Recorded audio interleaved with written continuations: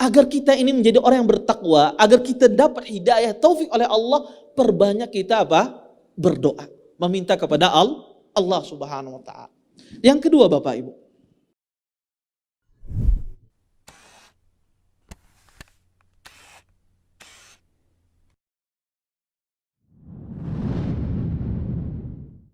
Assalamualaikum warahmatullahi wabarakatuh. Waalaikumsalam warahmatullahi wabarakatuh. Innal hamdalillah nahmaduhu wa nasta'inuhu wa nastaghfiruh wa na'udzu billahi min shururi anfusina wa min sayyiati a'malina. May yahdihillahu fala mudhillalah wa may yudlil fala hadiyalah. Asyhadu an la ilaha illallah wahdahu la syarikalah wa asyhadu anna Muhammadan abduhu wa rasuluh. Fa inna asdaqal hadits kitabullah wa khairul hadi Muhammadin sallallahu alaihi wasallam wa syarrul umuri muhdatsatuha wa kullu muhdatsatin fid din bid'ah wa kullu bid'atin dalalah wa kullu dalalatin fin nar, amma ba'd. Allahumma inna nas'aluka ilman nafi'an wa rizqan thayyiban wa amalan mutaqabbala. Bapak-bapak, ibu-ibu, ikhwan dan akhwat, wali-wali, ya, murid yang dimuliakan oleh Allah Subhanahu wa taala. Alhamdulillah pada pagi hari ini saya bisa, ya, melihat wajah-wajah yang bercahaya, ya. Kalau seandainya dimatikan lampu ini tetap terang, ya, dengan wajah-wajah antum semua, ya. Baik, Ustaz. Karena Afwan, bisa pakai ini Ustaz, bisa lebih taib. gagah suaranya. Ya. Kalau seandainya lampu-lampu ini dimatikan, ya insya Allah tetap terang, ya. Ya, dengan wajah-wajah yang penuh ketakwaan kepada Allah Subhanahu wa taala. Sebetulnya ulun ini ketika diundang ceramah, ya insya Allah di tempat mana aja insya Allah mau aja. Tetapi ada perasa ulun ceramah pada pagi hari ini berat banget, ya. Luar biasa ngalihnya bagi ulun pribadi, ya. Berkaitan dengan parenting, ya. Terus terang, ya, orang berbicara tentang masalah parenting ini adalah tentu saja orang yang menggabungkan antara ilmu dengan amal, ya. Dan saya itu sangat jauh dari amal, ya. Bukan karena tawadhu, tetapi itulah kenyataannya, ya. Tetapi saya berusaha, ya, qaribu wasaddidu, ya, berusaha mendekat, berusaha semampu saya untuk memberikan manfaat apa yang saya ketahui dari ilmu agama, ya. Dan juga berdasarkan, ya, firman Allah, wa dzakir fa inna dzikra tanfa'ul mu'minin. Kata Allah Subhanahu wa taala, berikanlah peringatan, sungguhnya peringatan itu bermanfaat bagi kaum mukminin, ya.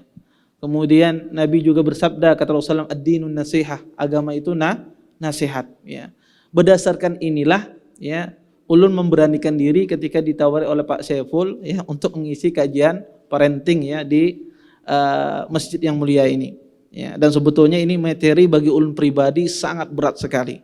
Kenapa? Karena dia menggabungkan antara orang berbicara ini adalah orang yang memiliki ilmu yang sangat luas dan ulun sangat minim dalam masalah ini, dan orang yang memiliki pengalaman, ya, amalan, ya, di dalam kehidupannya, ya. Dan mungkin, ya, di antara bapak-bapak, ibu-ibu ini mungkin lebih berpengalaman daripada ulun, ya.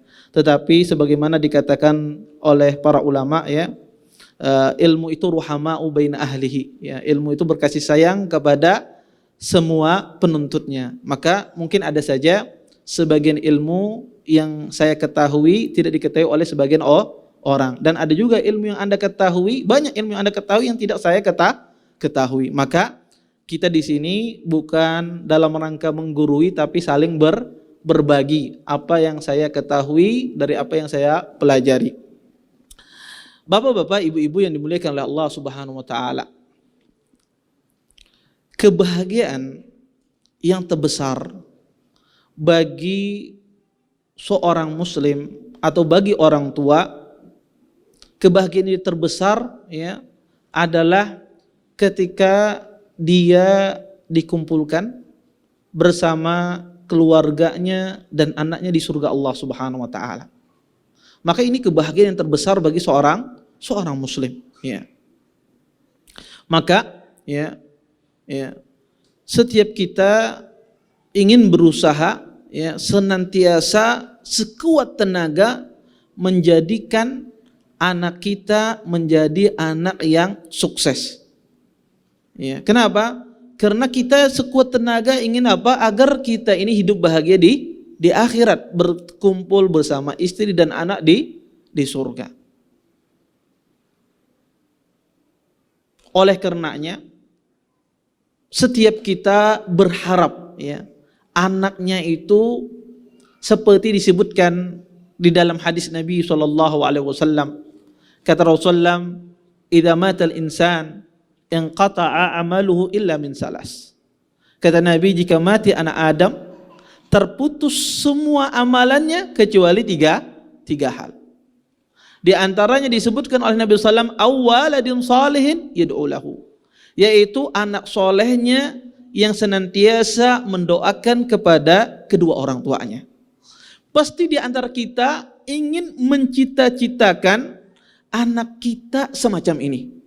Anak yang senantiasa mendoakan kedua orang tuanya. Kenapa? Nabi mengatakan waladun salihin yad'u lahu di dalam hadis ini, anak soleh yang mendoakan kedua orang tuanya. Karena yang ingat kepada Anda itu cuma anak Anda. Dan biasanya yang ingat pada seseorang itu ada 3 orang. Ya. Anak Anda, orang tua Anda, ibu dan ayah, ya. Kemudian pasangan Anda. Ini 3 ini yang paling ingat. Tetapi yang ingat selama-lamanya yaitu anak soleh. Kenapa? Karena orang tua itu secara tabiat biasanya lebih mendahului kita. Ya, lebih dahulu meninggal, ya. Karena secara faktor usia ya, orang tua lebih tua biasanya lebih dahulu meninggal, walaupun tidak menutup kemungkinan yang muda ini lebih dahulu meninggal daripada orang tua, tetapi secara kebiasaan yang tua itu lebih dahulu meninggal karena faktor usia. Adapun pasangan secara tabiat kalau sang suami ditinggal oleh sang istri, jika sang suami itu orang kaya maka dia sangat mudah mendapatkan pasangan yang lain. Ya. Sehingga dia akan lupa dengan istrinya yang lama. Ya, dia akan disibukkan dengan keluarganya baru. Ya. Mungkin sedihnya seminggu, 2 minggu, sebulan, 2 bulan. Setelah dia disibukkan dengan keluarga yang barunya, ya, istri yang baru, memiliki anak yang baru, dia akan lupa dengan istrinya yang lama. Seperti itu pula seorang suami, ya, seorang istri jika ditinggal oleh suaminya. Maka jika istri ini adalah istri yang kaya, istri yang cantik, maka banyak laki-laki yang ingin melamarnya. Maka dia juga akan terlupakan dengan apa? Suaminya yang dulu. Dia akan disibukkan dengan suaminya yang baru. Yang tersisa bagi kita ini siapa? Cuma anak kita. Makanya anak tersebut disebutkan apa? Investasi yang luar biasa. Ya. Makanya sering saya menyebutkan orang itu kalau berbisnis dia rugi, ditipu orang, dibunguli orang, berdagang, berbisnis itu tidak ada masalah. Ya, itu biasa dalam dunia bisnis. Tetapi yang rugi itu adalah orang yang diberikan kemudahan oleh Allah Subhanahu wa taala, diberikan amanah, memiliki anak, tetapi anaknya bukan menjadi anak yang mendoakan kepada dia. Maka ini kerugian yang sangat besar. Dan kita juga ingin mengharapkan anak tersebut seperti yang disebutkan oleh Nabi SAW dalam hadis yang lain. Kata Rasulullah SAW, ada seseorang, dia masuk surga, kemudian orang ini Allah masukkan dia ke dalam surga yang tinggi. Orang ini bertanya, "Ma hadza ya Rabb?" Wahai Tuhanku, apa ini? Kok saya bisa dimasukkan surga yang tinggi? Padahal amalan saya di dunia ini cuma sedikit. Dia menyangka amalannya di dunia ini sedikit, tidak mungkin. Ya, mustahil mendapat ganjaran yang luar biasa, surga yang tinggi. Kemudian dikatakan kepada orang tersebut, hadza bistighfari waladikalak. Ini akibat anakmu yang senantiasa memintakan ampun untukmu. Tentulah gambaran kita ketika kita ingin berkeluarga, ya, ingin memiliki anak-anak yang semacam ini. Dan ini Bapak Ibu, harapan semacam ini bukan Anda saja, tetapi para anbiya, para nabi-nabi pun mereka juga berharap, ya, memiliki anak-anak yang semacam ini. Makanya kalau antum perhatikan doa Nabi Ibrahim, beliau mengatakan, Rabbi ja'alni muqimas shalah wa min dzurriyyati. Ya Allah, jadikanlah aku orang yang mendirikan salat dan keturunanku.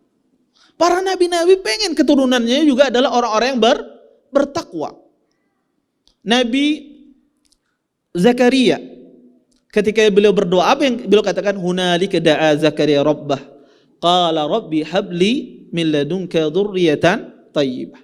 Kata Allah, ingatlah ketika Zakaria berdoa kepada Tuhannya, ya Allah, berikanlah kepadaku, ya, keturunan yang baik.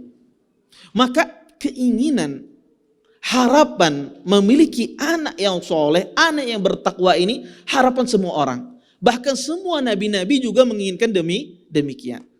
Tapi pertanyaannya Bapak Ibu, kenyataannya tidak semua anak itu yang terlahir di muka bumi ini seperti keinginan kita.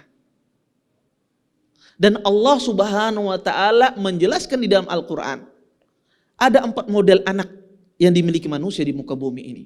Dan kita tidak tahu anak kita ini model yang mana. Dan ini Allah jelaskan, dan ini fakta, ya, kenyataan. Dan ini realita yang ada. Ada 4 model anak yang Allah jadikan di muka bumi ini bagi orang tuanya. Allah sebutkan di dalam Al-Quran, Allah gambarkan kadang anak itu sebagai musuh bagi orang tuanya. Bukan penyejuk hatinya, tapi merupakan apa? Allah jadikan dia musuh bagi orang tuanya. Allah Subhanahu wa Ta'ala berfirman dalam Al-Quran, kata Allah, ya ayyuhalladzina amanu inna min azwajikum wa auladikum aduwwan lakum fahdharuhum. Kata Allah Subhanahu wa Ta'ala, wahai orang-orang beriman, sesungguhnya di antara istri-istri kalian dan anak-anak kalian adalah musuh bagi kalian. Maka hati-hatilah. Kata para ulama, anak itu bisa menjadi musuh bagi kalian karena anak tersebut bisa membawa kedua orang tuanya berbuat maksiat. Menjerumuskan orang tuanya yang dulunya bertakwa kepada Allah, akibat anaknya, ya, orang tuanya terjerumus ke dalam perbuatan maksiat. Akibat anaknya, orang tuanya memutuskan tali silaturahim kepada keluarganya. Anaknya bertengkar dengan pamannya, akhirnya orang tua mengambilkan hati, akhirnya dia memutuskan hubungan tali silaturahim. Sehingga anak itu membuat orang tua tersebut terjerumus ke dalam maksiat, menjadi musuh sendiri bagi ayah ibunya. Dan ini kenyataan. Dan kadang Allah Subhanahu wa Ta'ala gambarkan anak tersebut sebagai fitnah, ujian bagi orang tuanya di dunia ini.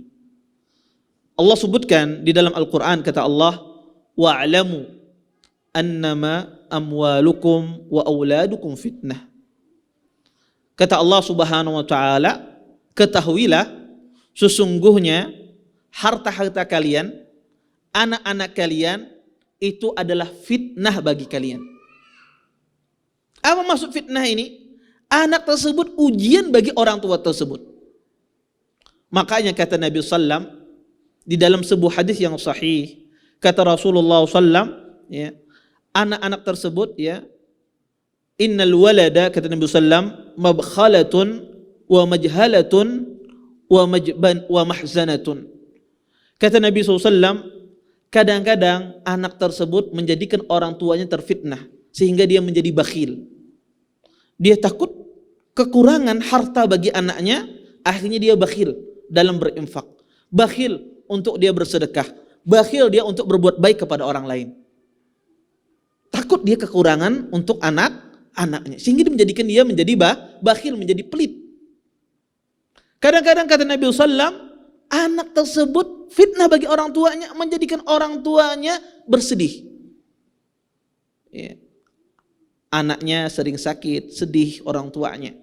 Ya. Anaknya mendapatkan kesusahan, orang tuanya terus mendapatkan kesedihan. Ya. Akibat dia melihat anaknya. Kadang-kadang anak itu kata Nabi SAW, wa majhalatun, menjadikan orang tuanya dipalingkan dari ilmu. Sehingga dia menjadi orang tua yang tidak paham, tidak mengerti agama. Akibat apa? Akibat anaknya. Dia disibukkan dengan anaknya sehingga dia berpaling dari menuntut ilmu agama. Yang ketiga, Allah jadikan ya, anak itu yang ada di muka bumi ini, selain dia sebagai musuh, sebagai fitnah bagi orang tuanya, kadang-kadang Allah sebutkan anak tersebut merupakan perhiasan. Kata Allah Subhanahu wa taala, "Zina lin-nas hubbus syahwati minan nisa wal banin wal qanatir muqantarati minadh dhahabi wal fiddah." Sesungguhnya ya Allah ya menjadikan indah bagi manusia itu dari ya wanita, dari memiliki banyak anak, dari harta yang banyak. Maka tabiat manusia ketika dia memiliki anak atau memiliki harta yang banyak itu sebagai perhiasan rumahnya. Makanya kadang-kadang orang itu berbangga-bangga ketika dia memiliki banyak anak. Dan itu adat orang Arab zaman dahulu. Ya mereka kalau memiliki banyak anak, mereka mengundang tamu, mereka panggil semua anak-anak mereka. Kenapa? Karena itu hiasan, ya. Perhiasan di dalam rumah tangga. Bahkan di masyarakat kita, kalau melihat ada pasangan suami istri tidak memiliki anak, walaupun dia memiliki kecukupan harta, maka terasa kurang. Terasa tidak sempurna. Ya. Walaupun dia memiliki kecukupan, apa saja dia punya, tetapi dia tidak memiliki anak. Rasa ada saja yang kurang. Karena anak itu emang dia perhiasan di dalam rumah tangga. Dan yang terakhir, Allah gambarkan anak tersebut sebagai ya qurratu a'yun, penyejuk mata, penyejuk hati, ya. Sebagaimana Allah sebutkan di dalam Al-Qur'an, ya. Walladzina yaquluna rabbana hab lana min azwajina wa dzurriyyatina qurrata a'yun. Ya Allah, ya. Sebagaimana orang-orang beriman berdoa, ya Allah berikanlah kepada kami dari istri-istri kami dan anak-anak kami sebagai apa? Penyejuk mata kami, penyejuk hati kami. Anak yang penyejuk mata, penyejuk hati adalah anak yang soleh, anak yang bertakwa kepada Allah Subhanahu wa taala. Dan kita menginginkan anak yang semacam ini di dalam kehidupan kita, yaitu anak yang penyejuk hati, anak yang bertakwa, anak yang senantiasa melaksanakan ketaatan kepada Allah Subhanahu wa taala, dan ini harapan kita semua. Makanya di antara kita ingin mewujudkan anak ini sebagai penyejuk hati, sebagai anak yang bertakwa, kita lakukan segala usaha. Dengan cara apa? Ada di antara orang tua dengan cara memilihkan sekolah yang terbaik bagi anaknya. Dicarikan sekolah yang paling bagus bagi anaknya. Diajar oleh orang-orang yang hebat. Sehingga apa? Dia ingin anaknya menjadi anak yang soleh, anak yang bertakwa kepada Allah Subhanahu wa taala. Berapapun biayanya tidak ada masalah. Ya. Akan dia lakukan, akan dia tempuh. Kenapa? Karena dia ingin anaknya menjadi anak yang bertakwa. Bahkan ada sebagian kita tidak hanya sekedar dicarikan sekolah yang bagus, sekolah yang luar biasa, dileskan lagi dengan guru-guru privat, dengan guru-guru yang handal, ya, agar anaknya apa? Menjadi anak yang bertakwa. Sehingga banyak orang melakukan berbagai macam usaha. Sebaliknya juga orang yang dititipkan anaknya sebagai pengajar, ya, dia ingin apa? Anaknya ini menjadi anak yang pintar, anak yang bertakwa, maka mereka pun mempelajari berbagai macam metode, ya. Dan kita tahu di dalam dunia pendidikan ini metode sangat banyak sekali.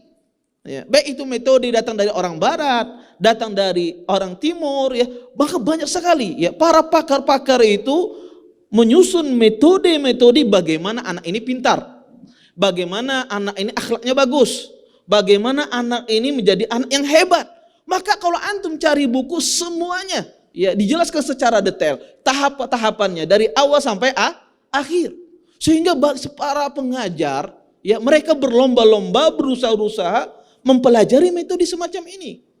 Lembaga-lembaga pendidikan, ya, mengobservasi, ya, melihat mana metode yang baik bagi sekolah ini. Sekolah model apa yang bagus untuk pendidikannya. Dan hal tersebut merupakan sesuatu yang sangat bagus. Ya, kita mencari sekolah terbaik, mencari pengajar terbaik, mencari metode terbaik, maka ini adalah sebuah hal yang sangat bagus, sebuah hal yang sangat positif dilakukan oleh orang tua. Tetapi Bapak Ibu yang dimuliakan oleh Allah Subhanahu wa taala, yang paling penting di antara semua tersebut, di antara semua cara-cara yang ingin kita tempuh, yang terpenting adalah yaitu taufik dari Allah Subhanahu wa taala. Yaitu ketakwaan orang tua, baik dia sebagai seorang ayah, baik dia sebagai seorang ibu, baik dia sebagai seorang pengajar. Kenapa? Pertama Bapak Ibu, musuh anak kita ini sangat banyak. Musuh kita ini sangat banyak dan musuh anak kita ini sangat banyak. Di antara musuh dia yang paling nyata adalah apa? Syaitan. Jangankan anak tersebut besar, ya, berkembang. Anak yang baru lahir saja, syaitan sudah melakukan permusuhan.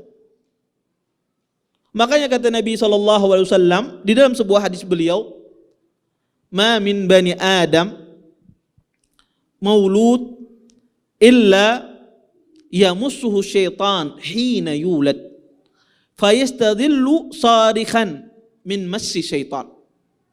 Kata Nabi SAW, tidak ada anak yang terlahir di muka bumi ini, ya, kecuali syaitan meninjuknya, menusuknya. Ya, maka anak tersebut kata Nabi SAW ketika lahir di muka bumi ini apa? Dia menangis teriak. Makanya jarang antum melihat bayi ketika lahir langsung tersenyum, atau tertawa. Ya, bayi lahir dia akan menangis. Kata Nabi apa? Syaitan menusuknya di waktu lahir. Ini permusuhan syaitan kepada anak-anak. Ya, kecuali kata Nabi SAW, illa Isa bin Maryam, kecuali Isa bin Maryam Allah selamatkan. Maka semua anak yang lahir di muka bumi ini syaitan menusuknya. Dan kita harus tahu musuh syaitan itu musuh bagi anak kita. Dan musuh ini musuh yang tidak terlihat. Tidak ada metode barat, metode pendidikan bisa mengalahkan musuh semacam ini. Terus apa yang bisa mengalahkan musuh yang semacam ini? Dan ini yang menyebabkan, dan ini faktor terbesar seorang anak tersebut, anak yang tidak berhasil. Menjadi anak tersebut gagal di dunia dan di akhirat. Faktor terbesarnya adalah syaitan. Terus bagaimana? Ya, orang tua, ya, menjadikan anaknya anak yang, ya, bagus pendidikannya, berhasil di dunia pendidikannya, ya, dan di akhirat pun dia menjadi orang yang dimasukkan oleh Allah Subhanahu wa taala ke dalam surganya. Maka Bapak Ibu, tidak ada cara lain menjadikan anak kita ini selamat di dunia dan di akhirat, ya. Tidak ada cara lain pendidikan yang terindah kecuali orang tuanya menjadi orang tua yang bertakwa. Kenapa? Karena ini perintah Allah. Allah mengisyaratkan baiknya anak sangat erat kaitannya dengan ketakwaan orang tua.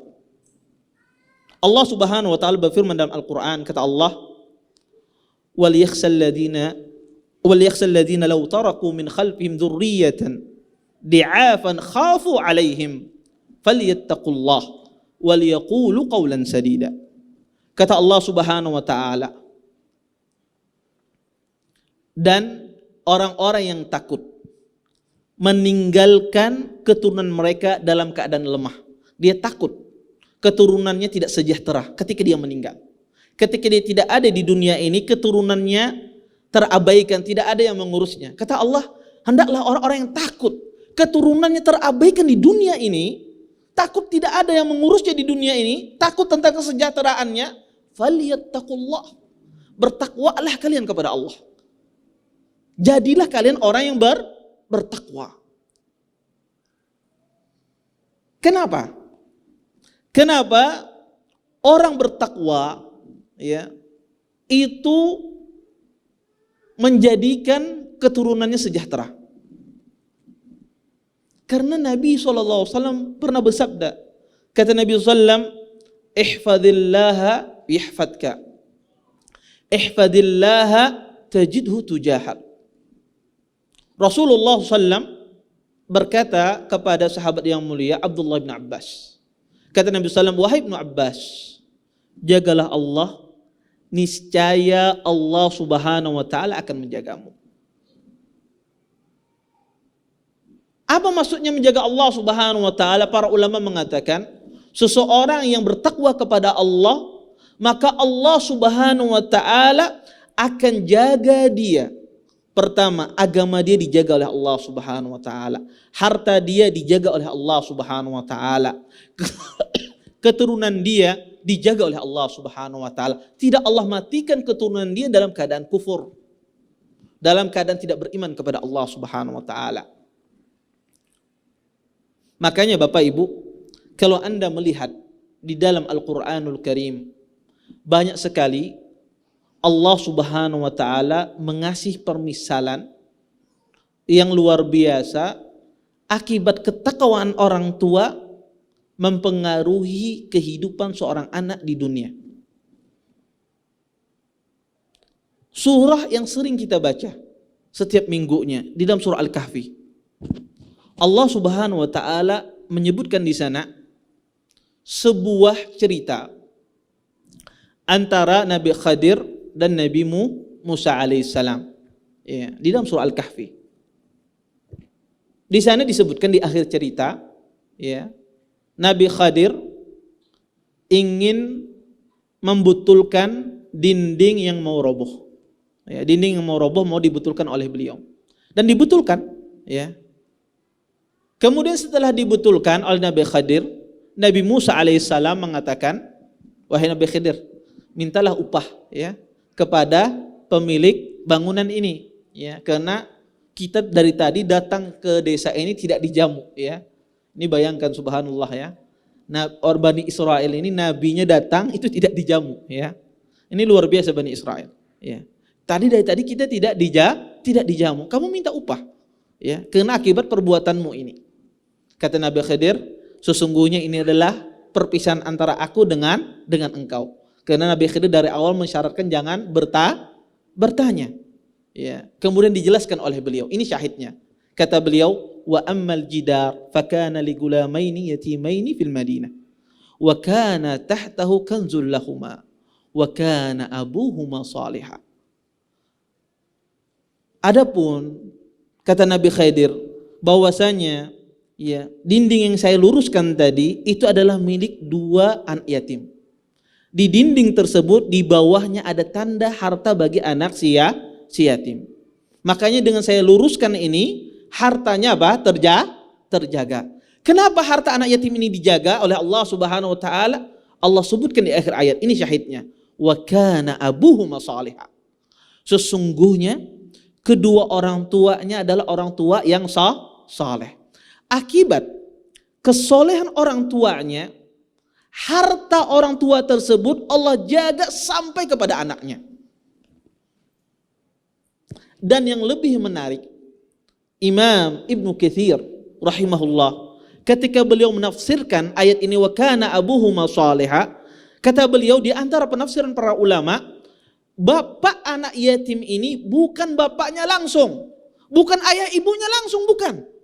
Tetapi siapa kata beliau? Al-abus sabi, kakeknya yang ketujuh. Akibat kesolehan, subhanallah, kesolehan kakeknya yang ketujuh berdampak sampai keturunannya. Bagaimana itu kalau ketakwaan bapaknya langsung? Bagaimana dampaknya kepada anak-anaknya? Dan Abdullah ibn Abbas ketika menafsirkan ayat ini, kata beliau, hufidha bisolahi abihima walam yudkar lahumas salah.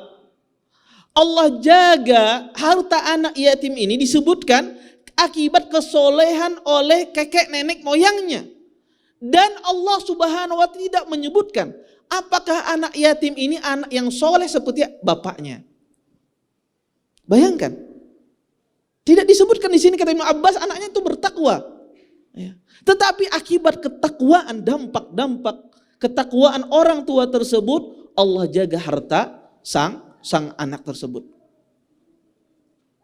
Ini dampak ketakwaan. Allah jaga harta Anda.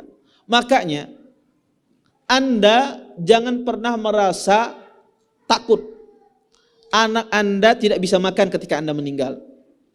Anda jangan pernah merasa takut anak Anda menjadi anak yang tidak berhasil ketika Anda meninggal. Anda jangan pernah merasa takut anak Anda menjadi anak yang terlantar tidak berguna. Selama Anda bertakwa kepada Allah subhanahu wa ta'ala, Allah akan jaga keturunan Anda. Maka ini modal bagi Anda untuk anak-anak Anda, yaitu ketakwaan kita. Makanya kalau kita melihat potret para ulama salaf terdahulu, mereka sangat perhatian di dalam amal ibadah. Kenapa? Karena mereka tahu amal ibadah mereka itu bermanfaat kepada anak mereka di dunia. Sa'id ibn Musayyib, Sa'id ibn Musayyib, kibarut tabi'in. Ya. Seorang pembesar dari kalangan tabi'in. Ya. Beliau mengatakan kepada anaknya, apa yang beliau katakan? Ya bunayya, la azidanna fi salati. Kata beliau, wahai anakku, sesungguhnya bapakmu ini senantiasa memperbanyak salatnya. Maksud beliau sering banyak melakukan salat sunnah. Saya memperbanyak amal ibadah saya ini untuk apa kata beliau? Agar Allah subhanahu wa ta'ala menjagamu. Umar bin Abdul Aziz, Khalifah Amirul Mukminin, ketika beliau mau meninggal, ditanya, kita tahu ya, pada masih Bani Umayyah, masa keemasannya dipimpin oleh Umar bin Abdul Aziz. Ya. Sampai dikatakan pada masa tersebut orang berzakat tidak ada yang menerimanya, bingung. Ya. Zaman sekarang kita bingung ya, uang apa lagi mau dikasihkan kepada orang yang menerima zakat, sudah habis ya, tidak ada lagi ya. Zaman dulu, ya, zaman Umar bin Abdul Aziz ya, tidak orang memberikan zakat itu kesusahan. Ya. Karena begitu makmurnya yang dipimpin oleh beliau. Dan beliau cuma memimpin 2 tahun saja. Ketika di akhir hayat beliau, diriwayatkan ketika di akhir hayat beliau, ditanya Umar bin Abdul Aziz, ya Umar, mada tarakta li abnaik? Wahai Umar bin Abdul Aziz, apa yang engkau tinggalkan untuk anakmu? Ya, untuk anak-anakmu ini banyak. Apa yang engkau tinggalkan? Apa jawaban beliau? Taraktu lahum taqwallah. Saya meninggalkan untuk anak-anak saya adalah takwa kepada Allah subhanahu wa ta'ala. Fa in kanu salihin fa innallaha yatawalla salihin. Dan jika seandainya mereka adalah orang-orang yang bertakwa, orang-orang yang saleh, niscaya Allah subhanahu wa ta'ala menjaga hamba-hambanya yang saleh.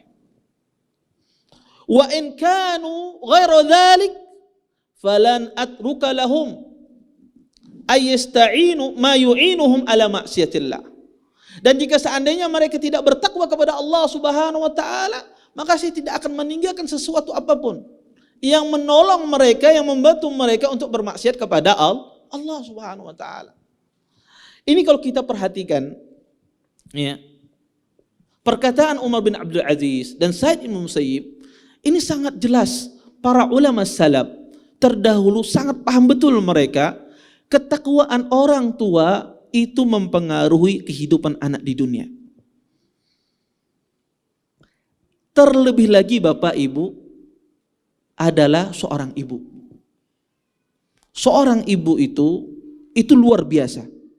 Menjadikan anak itu anak yang bertakwa, anak yang bertaat kepada Allah, ataukah dia menjadi anak yang maksiat, anak yang kufur kepada Allah Subhanahu wa taala. Dan Allah Subhanahu wa taala mengasih permisalan yang luar biasa di dalam Al-Qur'an. Permisalan ya yang sangat luar biasa, dua anak dari dua orang nabi. Anda pernah dengar cerita Nabi Nuh alaihissalam? Ya pernah dengar ya? Nabi Nuh alaihissalam memiliki seorang anak. Yang anak beliau menjadi anak yang kafir.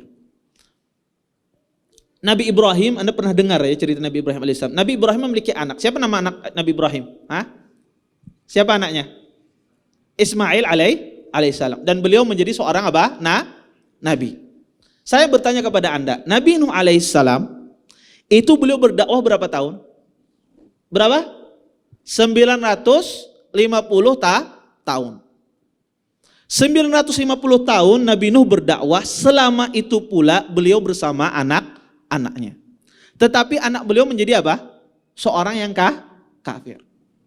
Nabi Ibrahim alaihissalam, kalau Anda lihat ceritanya, sebentar-bentar ditinggalkan anaknya. Hajar ketika hamil ditinggalkan di kota Mekah. Ketika Ismail tumbuh besar, ya sudah agak besar, ya menjadi anak-anak, datang Nabi Ibrahim dalam rangka untuk menyembelihnya. Ya, kemudian tidak jadi, ya sampai besar Ismail alaihissalam, ya beristri, datang Nabi Ibrahim menyuruh dia untuk mentalak istrinya. Dikatakan oleh ahli sejarah cuma sebentar. Ya pertemuan Nabi Ibrahim dengan Nabi Ismail alaihissalam. Tapi pertanyaannya, anaknya Nabi Ibrahim menjadi apa? Nabi dan Rasul. Kalau kita menggunakan rumus akal kita, kalau kita menggunakan logika kita, seharusnya yang menjadi Nabi itu anaknya siapa? Hah? Anaknya Nabi Nuh alaihissalam. Seharusnya. Kenapa? Karena sama bapaknya dididik. Bapaknya berapa? 950 tahun bapaknya mendidik. Seharusnya kalau logika kita ini pembelajaran yang luar biasa, ya. Yang mengajarnya siapa? Nabi. Diajar tidak setahun, 10 tahun, 950 tahun bersama bapaknya. Tetapi anaknya menjadi orang kafir. Dan menurut logika kita, kalau kita menggunakan akal kita, seharusnya yang tidak menjadi nabi itu siapa? Nabi Ismail alaihissalam. Bapaknya setiap kalau kita menuruti perasaan kita, ditinggalkanlah ibunya, ya kan? Ketika datang mau disembelih lah. Seharusnya anak semacam ini tidak menjadi nabi. Pertanyaannya, kenapa Allah jadikan anak Nabi Ibrahim menjadi Nabi Ismail menjadi seorang nabi? Dan kenapa anaknya Nabi Nuh tidak menjadi seorang nabi? Salah satu sebabnya adalah ibunya. Istri Nabi Nuh itu wanita kafir. Istri Nabi Ismail alaihissalam, Hajar alaihissalam, wanita beriman. Makanya Allah katakan di dalam Al-Quran, Daraballahu masalan lilladzina kafaru imra'ata Nuh wa imra'ata Lut kana tahta abdaini min ibadina salihah fakhanatahuma falam yughni anhuma minallahi syai'a. Sesungguhnya Allah Subhanahu wa taala mengasih permisalan wanita-wanita kafir seperti istri Nuh dan istri Lut alaihissalam, karena keduanya berkhianat kepada suami mereka, karena mereka kufur kepada Allah Subhanahu wa taala. Taib. Kalau kita paham ya tentang ketakwaan ini berdampak pada kehidupan anak, ya. Ini baru mukaddimah Bapak Ibu. Ini sampai berapa kita ini? Sampai maghrib. Sampai kapan?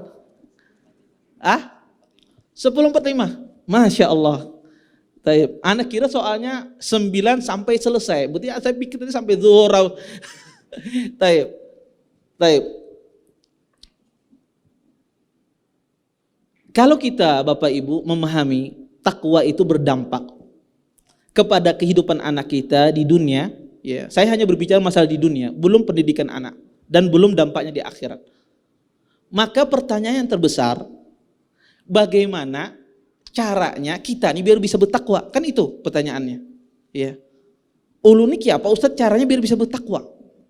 Kalau kita tahu tadi keutamaan bertakwa gini semacam ini, pertanyaan terbesar nih ulun nih hendak aja Ustaznya bertakwa tapi kada tahu apa caranya bertakwa. Agar kita ini bisa bertakwa seperti apa? Agar kita ini menjadi orang tua yang bertakwa itu seperti apa? Maka yang pertama ya ada dua cara. Dan ini kalau dua ini kita tempuh, insya Allah Allah Subhanahu Wa Taala menjadikan orang tua tersebut orang tua yang bertakwa. Yang pertama Bapak Ibu, agar seseorang itu ya bisa dia bertakwa kepada Allah Subhanahu Wa Taala, harus kita pahami betul takwa itu semata-mata taufik dan hidayah dari Allah Subhanahu Wa Taala. Sehebat apapun ilmu yang kita raih, antum bergelar doktor, profesor, sebanyak apapun ilmu yang antum dapatkan, kalau antum tidak diberi taufik oleh Allah Subhanahu Wa Taala, tidak mungkin antum orang bertakwa. Kalau antum tidak diberi hidayah oleh Allah Subhanahu Wa Taala, tidak mungkin antum jadi orang bertakwa. Serajin apapun kita datang ke kajian, ya hadir ke kajian semacam ini, kalau kita tidak diberi taufik dan hidayah oleh Allah Subhanahu Wa Taala, tetap saja kita tidak menjadi orang bertakwa. Datang ke kajian, sorenya menipu orang, ya datang ke kajian berdusta berbicara, ya matanya tidak menundukkan pandangannya melihat sesuatu yang haram, ya. Maka harus kita pahami Bapak Ibu, takwa itu datangnya semata-mata apa? Taufik dan hidayah dari Allah Subhanahu Wa Taala. Pertanyaannya, Ustadz bagaimana ulun dapat taufik dan hidayah dari Allah? Kan macam itu. Kita bertanya, terus bagaimana saya ini bisa mendapatkan taufik dan hidayah dari Allah Subhanahu Wa Taala? Caranya Bapak Ibu, perbanyaklah berdoa dan meminta kepada Allah. Perbanyaklah doa kita ya kepada Allah Subhanahu Wa Taala. Kita bermunajat, ya meminta kepada Allah agar diberikan taufik dan hidayah. Makanya kalau antum perhatikan doa-doa Nabi SAW, sering beliau meminta hidayah. Sering doa yang kita hafal, Allahumma inni as'alukal huda wat tuqa. Ya Allah, aku meminta kepadamu hidayah. Dan juga doa-doa Nabi yang lain sering. Makanya Ummi Salamah ketika mendengar Nabi SAW membaca, Ya muqallibal qulub, sabbit qalbi ala dinik. Wahai Tuhan yang memutar balikan hati, tetapkanlah hatiku di dalam agamamu. Ummi Salamah bertanya kepada Nabi SAW, Ya Rasulullah, ma aksara du'aik. Wahai Rasulullah, kata Ummi Salamah, engkau sering sekali menyebut doa ini di dalam solatmu, di dalam sujudmu. Apa kata Nabi SAW? Ya Ummi Salamah, innal qulub baina isba'aini min asabi'ir rahman, yuqallibuha ma sya', in sya'a aqam wa in sya'a adzaq. Kata Nabi SAW, wahai Ummu Salamah, sesungguhnya hati manusia itu berada di antara jari jemari Allah Subhanahu Wa Taala. Jika Allah menghendaki orang tersebut istiqamah, maka dia akan istiqamah. Jika Allah menghendaki orang tersebut tergelincir, maka dia akan tergelincir. Maka agar kita ini menjadi orang yang bertakwa, agar kita dapat hidayah taufik oleh Allah, perbanyak kita apa? Berdoa, meminta kepada Allah Subhanahu Wa Taala. Yang kedua Bapak Ibu, agar kita ini mendapatkan hidayah taufik Allah sehingga kita menjadi orang yang bertakwa, harus ya kita ini bersungguh-sungguh di dalam berusaha, ya bersungguh-sungguh ya di dalam berusaha, ya. Makanya Nabi SAW bersabda, ihris ala ma yanfa'uk wasta'in billah wa la ta'jas. Kata Nabi SAW, ya, bersemangatlah kalian terhadap apa-apa yang memberikan manfaat kepada kalian, dan minta tolonglah kepada Allah, dan janganlah kalian bersikap lemah. Maka kalau kita ingin betul-betul mendapatkan hidayah dan taufik oleh Allah, kita sungguh-sungguh dalam berusaha. Sungguh-sungguh dalam berusaha mewujudkan hal tersebut dalam berbuat baik. Ya. Makanya Nabi SAW mengatakan, wa man yataharral khaira, barang siapa berusaha untuk mendapatkan kebaikan, pasti Allah akan berikan kebaikan. Wa man yatawakkas syarr, dan barang siapa berusaha untuk menghindari semua kejelekan, pasti Allah hindarkan dia daripada kejelekan. Maka kuncinya kita betul-betul berusaha, ya, agar kita diberikan taufik oleh Allah. Dengan itu kita menjadi orang yang bertakwa. Taib. Kemudian saya minta tambahan 15 menit lagi, bolehkah? Boleh ya, 10.45 ya? Taib, alhamdulillah. Taib. Saya ulung kira di 9.45. Taib. Kemudian yang kedua Bapak Ibu, ya, kalau kita paham ya tentang ya bahwasanya takwa itu didapatkan dengan taufik, ya, hidayah, dan hidayah itu tidak bisa kita dapatkan kecuali dengan kita perbanyak doa kepada Allah. Dengan kita bersungguh-sungguh berusaha untuk kebaikan, maka Allah akan berikan kebaikan. Maka disinilah saya ingin berbicara sesi ini. Takwa itu apa sih Ustadz? Kaitannya dengan tadi Ustadz berbicara tentang masalah kehidupan. Hartanya dijaga, ya, anak itu dijaga oleh Allah Subhanahu wa taala, ya, di dalam kehidupan dunia. Terus apa dampaknya mempengaruhi pendidikan anak di sekolah? Ya. Apa dampak ketakwaan itu mempengaruhi pendidikan anak di sekolahan? Sebelum saya masuk ke sana, Bapak Ibu, kita harus tahu mendidik anak itu kewajiban, ya, orang tua. Ya. Dan ini bukan hukumnya fardu kifayah, tapi hukumnya apa? Fardu ain. Hukumnya apa? Fardu ain. Karena sebagian orang tua itu menganggap mendidik anak itu bukan sebuah kewajiban. Itu sebuah apa? Kebaikan saja. Ya, bukan sebuah keharusan. Ini salah. Mendidik anak itu hukumnya apa? Fardu ain. Nah, wajib. Kalau kita kadang mendidik anak kita, maka kita berdosa. Jadi jangan dipahami mendidik anak itu hukumnya sunnah, enggak. Mendidik anak itu hukumnya apa? Fardu ain. Taib. Apa hubungannya Ustadz ketakwaan dengan pendidikan anak di sekolah kita? Hal ini Allah sebutkan di dalam Al-Quran. Allah sebutkan di dalam surah At-Tahrim.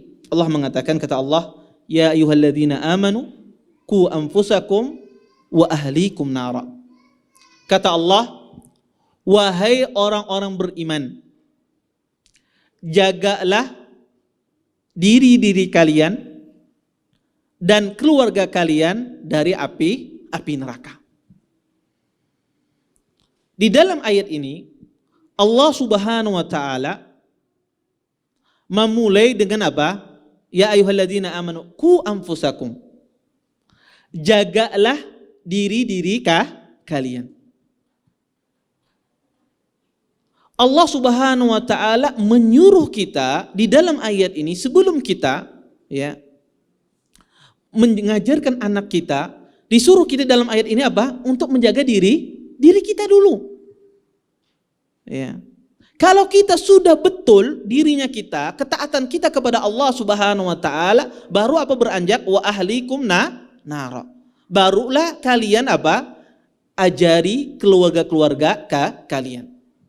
Ali bin Abi Thalib ketika menafsirkan ayat ini, kata beliau, addibuhum wa allimuhum. Makna ku anfusakum wa ahlikum nara, kalian mengajari mereka, ya, memberikan, ya, mengajari adab kepada mereka, mengajari ilmu kepada mereka. Berarti ayat ini berbicara tentang masalah pendidikan kepada anak. Allimuhum wa addibuhum. Ajari mereka dan berikan, ya, ajari ilmu mereka dan berikan adab kepada mereka. Ayat ini berbicara tentang masalah pendidikan orang tua kepada anak. Tetapi Allah Subhanahu wa taala mengatakan, pendidikan itu tidak mungkin terjadi kalau seandainya orang tuanya tidak menjaga dirinya. Artinya pendidikan kepada anak itu tidak mungkin terwujud, ya, kalau seandainya orang tua tersebut dia tidak menjaga dirinya.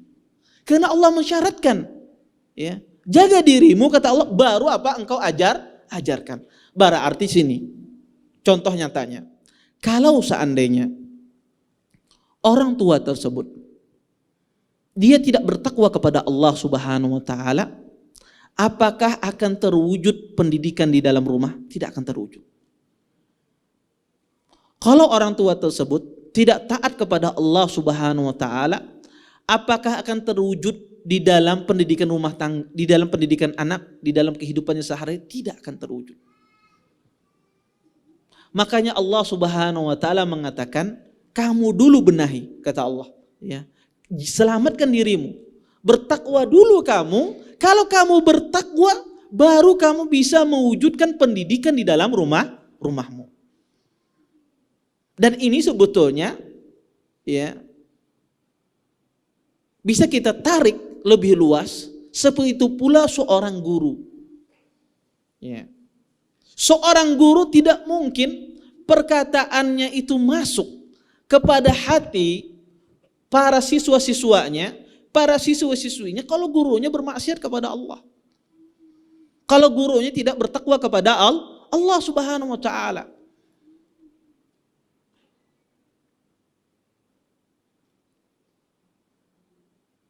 Maka sungguh aneh orang tua menginginkan anaknya agar anak tersebut rajin baca Quran, agar anak tersebut rajin sholat 5 waktu berjamaah, tetapi beliaunya tidak pernah baca Quran, tidak pernah menyentuh Al-Quranul Karim, tapi beliaunya tidak pernah sholat di saf awal, sembahyang selalu masbuk misalnya. Alhamdulillah, juga setiap ulun sembahyang, ketimbang ada sembahyang bang ya Pak. Ya. Kita kalau dalam kebaikan itu tidak melihat yang paling belakang, melihat yang paling depan. Maka sungguh aneh ketika kita, ya, sungguh aneh ketika kita menginginkan anak kita ini menjadi anak yang ingin, ya, menjadi anak yang soleh, anak yang rajin baca Quran, anak yang rajin menjaga sholat 5 waktunya, anak yang sukses, ya. Tetapi diri kita sendiri kita tidak mewujudkannya. Ya. Maka ini bertolak belakang. Ya. Oleh karenanya, seorang tua ketika dia mewujudkan takwa di dalam kehidupannya, ya, dengan cara apa? Dia memulai takwa tersebut, dia wujudkan dalam kehidupannya. Ketika dia wujudkan di dalam kehidupannya, maka takwa itu akan berdampak kepada anak. Karena sifat anak itu adalah sifatnya meniru. Anak itu sifatnya meniru orang tuanya. Makanya anak Anda cerminan dari Anda. Anak Anda itu bagaikan, ya, wadah. Jika seandainya diisi dengan ketaatan kepada Allah Subhanahu wa taala, dia akan menjadi taat. Seandainya jika diisi dia dengan kemaksiatan kepada Allah, maka dia akan bermaksiat kepada Allah Subhanahu wa taala. Maka jika seandainya orang tuanya tiap hari dia di rumah, ya, sholat 5 waktu di masjid, ketika sholat sunnahnya di rumah, ya, orang tuanya, ibunya ketika mendengar azan, dia langsung sholat 5 waktu, membaca Al-Quran. Dan itu diperhatikan oleh anaknya.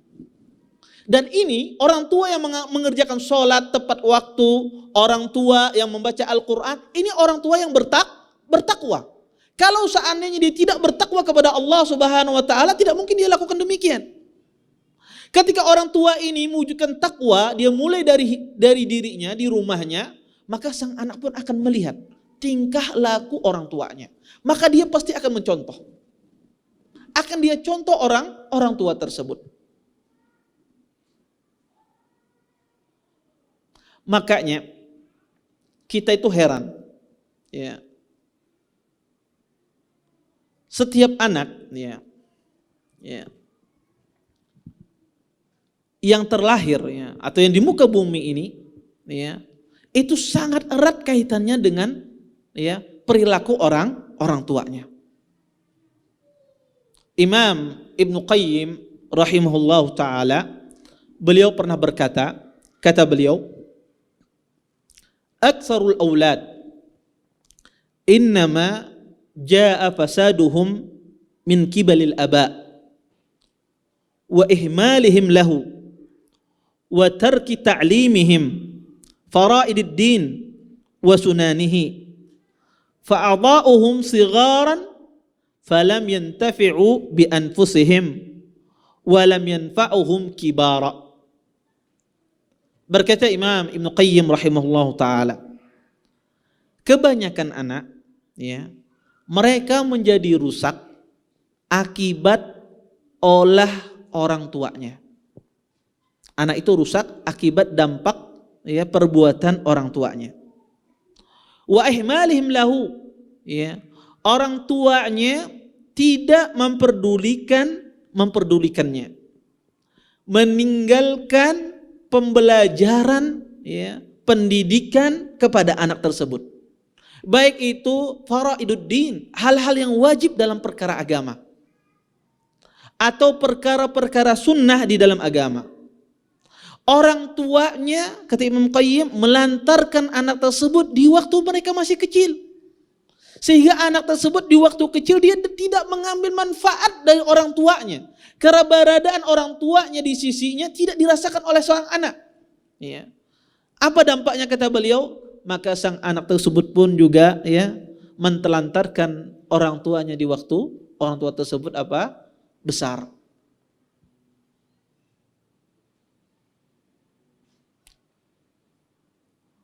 Bapak Ibu yang dimuliakan oleh Allah Subhanahu wa taala, wali-wali murid yang dimuliakan oleh Allah Subhanahu wa taala. Maka ketakwaan kita ya itu sangat mempengaruhi ya pendidikan sang anak tersebut. Ya. Ketika kita ya di rumah kita ya mendengarkan hal-hal yang haram, mendengarkan musik misalnya. Ketika orang tuanya asyik melihat televisi, melihat ya film-film misalnya, sibuk dengan HP-nya, sibuk dengan WhatsApp-nya, ya, sibuk ya sang ibu ya haru-haru dibaca apa WhatsApp ya, sudah baca WhatsApp baca status orang, ya, sudah baca status habis di murojaah lagi sekali lagi ya, status yang mana, ya, ya. Waktunya dia habis kepada hal-hal yang tidak bermanfaat. Sangat wajar anak tersebut ya, ketika dia besar, orang tuanya minta tolong sama anaknya sibuk lihat HP, ya. Anaknya sibuk, oh inggih mi, ya inggih bahaya, nak ambilkan banyak inggih, ya. Kada diambil-ambilakan, ya. Sibuk anaknya dengan kenapa? Karena dia meniru, mencontoh orang tuanya. Dan kadang-kadang kita mohon maaf, kita itu lebih perhatian kepada barang kita daripada anak kita. Ya, dan sadar atau tidak sadar, kalau pian bisi HP lah, pasti akan dikasih apa namanya sarung HP tersebut lah, pegangannya lah, dikasih kacanya itu apa, biar kalau jatuh kada masalah ya. Sangat perhatian. Kalau ada debu langsung dilap dan semisalnya. Ya. Tapi anak, subhanallah ya, ketika kita melihat anak tersebut, ya, melihat tindakannya sesuatu yang tidak benar, nonton misalnya. Nonton hal yang tidak baik, biasa aja orang tuanya, oh nak jangan, sudah selesai, ya. Tetapi kalau HP jatuh, ya HP itu jatuh langsung dilihat, ya retak apa tidak ini, ya pecah kacanya atau kada, ya. Tapi anak itu ketika terjumus dalam maksiat tidak dilihat, apa dampak maksiat ini kepada anak saya, seperti apa nanti jadinya anak saya, tidak ada ketakutan, berbeda dengan barang, dia sangat takut, ya. Mobilnya diserempet orang, langsung dilihat berhenti, ya. Tergoreskah kadakah? Kalau tergores 2 malam kada kawa guring, ya. Ya. Sangat ketakutan, ya. Dampak ya dalam kalau masalah harta sangat ketakutan, sangat menjaga sekali harta kita. Tetapi anak itu ketika dia terjumus dalam maksiat tidak ada ketakutan semacam itu. Biasa, oh ya sudah, nak jangan lagi lah, sudah selesai. Ya. Nah, ini yang keliru. Ini muncul akibat apa? Ya, kurangnya ketakwaan ya dari orang tua tersebut. Ya. Maka anak itu bagaikan wadah dia. Ya, jika wadah itu diisi ya dengan ketakwaan kepada Allah ya di rumah itu ya, orang tuanya menunjukkan ketakwaan dengan melaksanakan ketaatan kepada Allah, ya, melaksanakan ibadah, mengaji. membaca Al-Qur'anul Karim, salat di rumahnya, ya salat sunnah, ya. Maka sang anak pun juga akan meniru. Dan kita ingin mewujudkan hal semacam ini, ya, mewujudkan semacam ini agar anak ini, ya, meniru kepada pola yang baik dari kita. Tentunya kita sebagai orang tua harus berilmu, harus berilmu. Ya, karena takwa itu juga harus ya didasarkan dengan ilmu, ya. Sehingga ibadah yang dia lakukan itu benar. Maka penting bagi orang tua itu dia belajar ilmu, khususnya belajar ilmu akidah. Sehingga dia tidak salah ketika dia mencontohkan di dalam kehidupan sehari-hari. Seorang salaf, ya, Ibrahim At-Taimi, ya, beliau mengatakan, ya, para salaf menceritakan, ya, bagaimana mereka membentuk karakter anak mereka, karakter pendidikan anak-anak mereka. Ibrahim At-Taimi menjelaskan, kata beliau, dulunya kami, ya, para kami, ya, pada masa kami, ketika anak-anak itu sudah mulai bisa berbicara, bisa ngomong, ya, istafsahuna lisanahum, ya, sudah mulai fasih lisannya, mulai bisa berbicara. Maka pertama kali yang kami ajarkan adalah la ilaha illallah. Yang kami ajarkan adalah kepada mereka adalah la ilaha illallah. Maksudnya apa? Kami menekankan pembelajaran tauhid. Ya, karena tauhid itu pondasi. Ya, pondasi bagi seorang anak. Ketika orang tuanya tidak menanamkan pondasi semacam ini, maka anak itu, ya, mudah sekali, ya, menjadi anak yang rentan, ya, menjadi anak yang mudah menyimpang.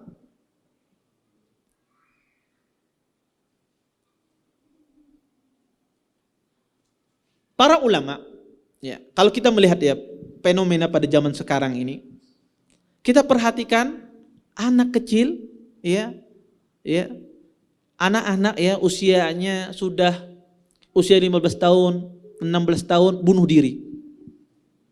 Kan kita bertanya, kok bisa anak-anak bunuh diri? Atau, ya, anak-anak di SD misalnya, atau di SMP atau di TK sudah pintar membuli, ya, sudah pintar membuli, ya. Padahal kita bertanya, kok bisa, ya, mereka ini membuli? Walaupun, ya, sekali lagi saya katakan, sebagian orang kadang-kadang juga berlebihan dalam masalah membuli ini, ya.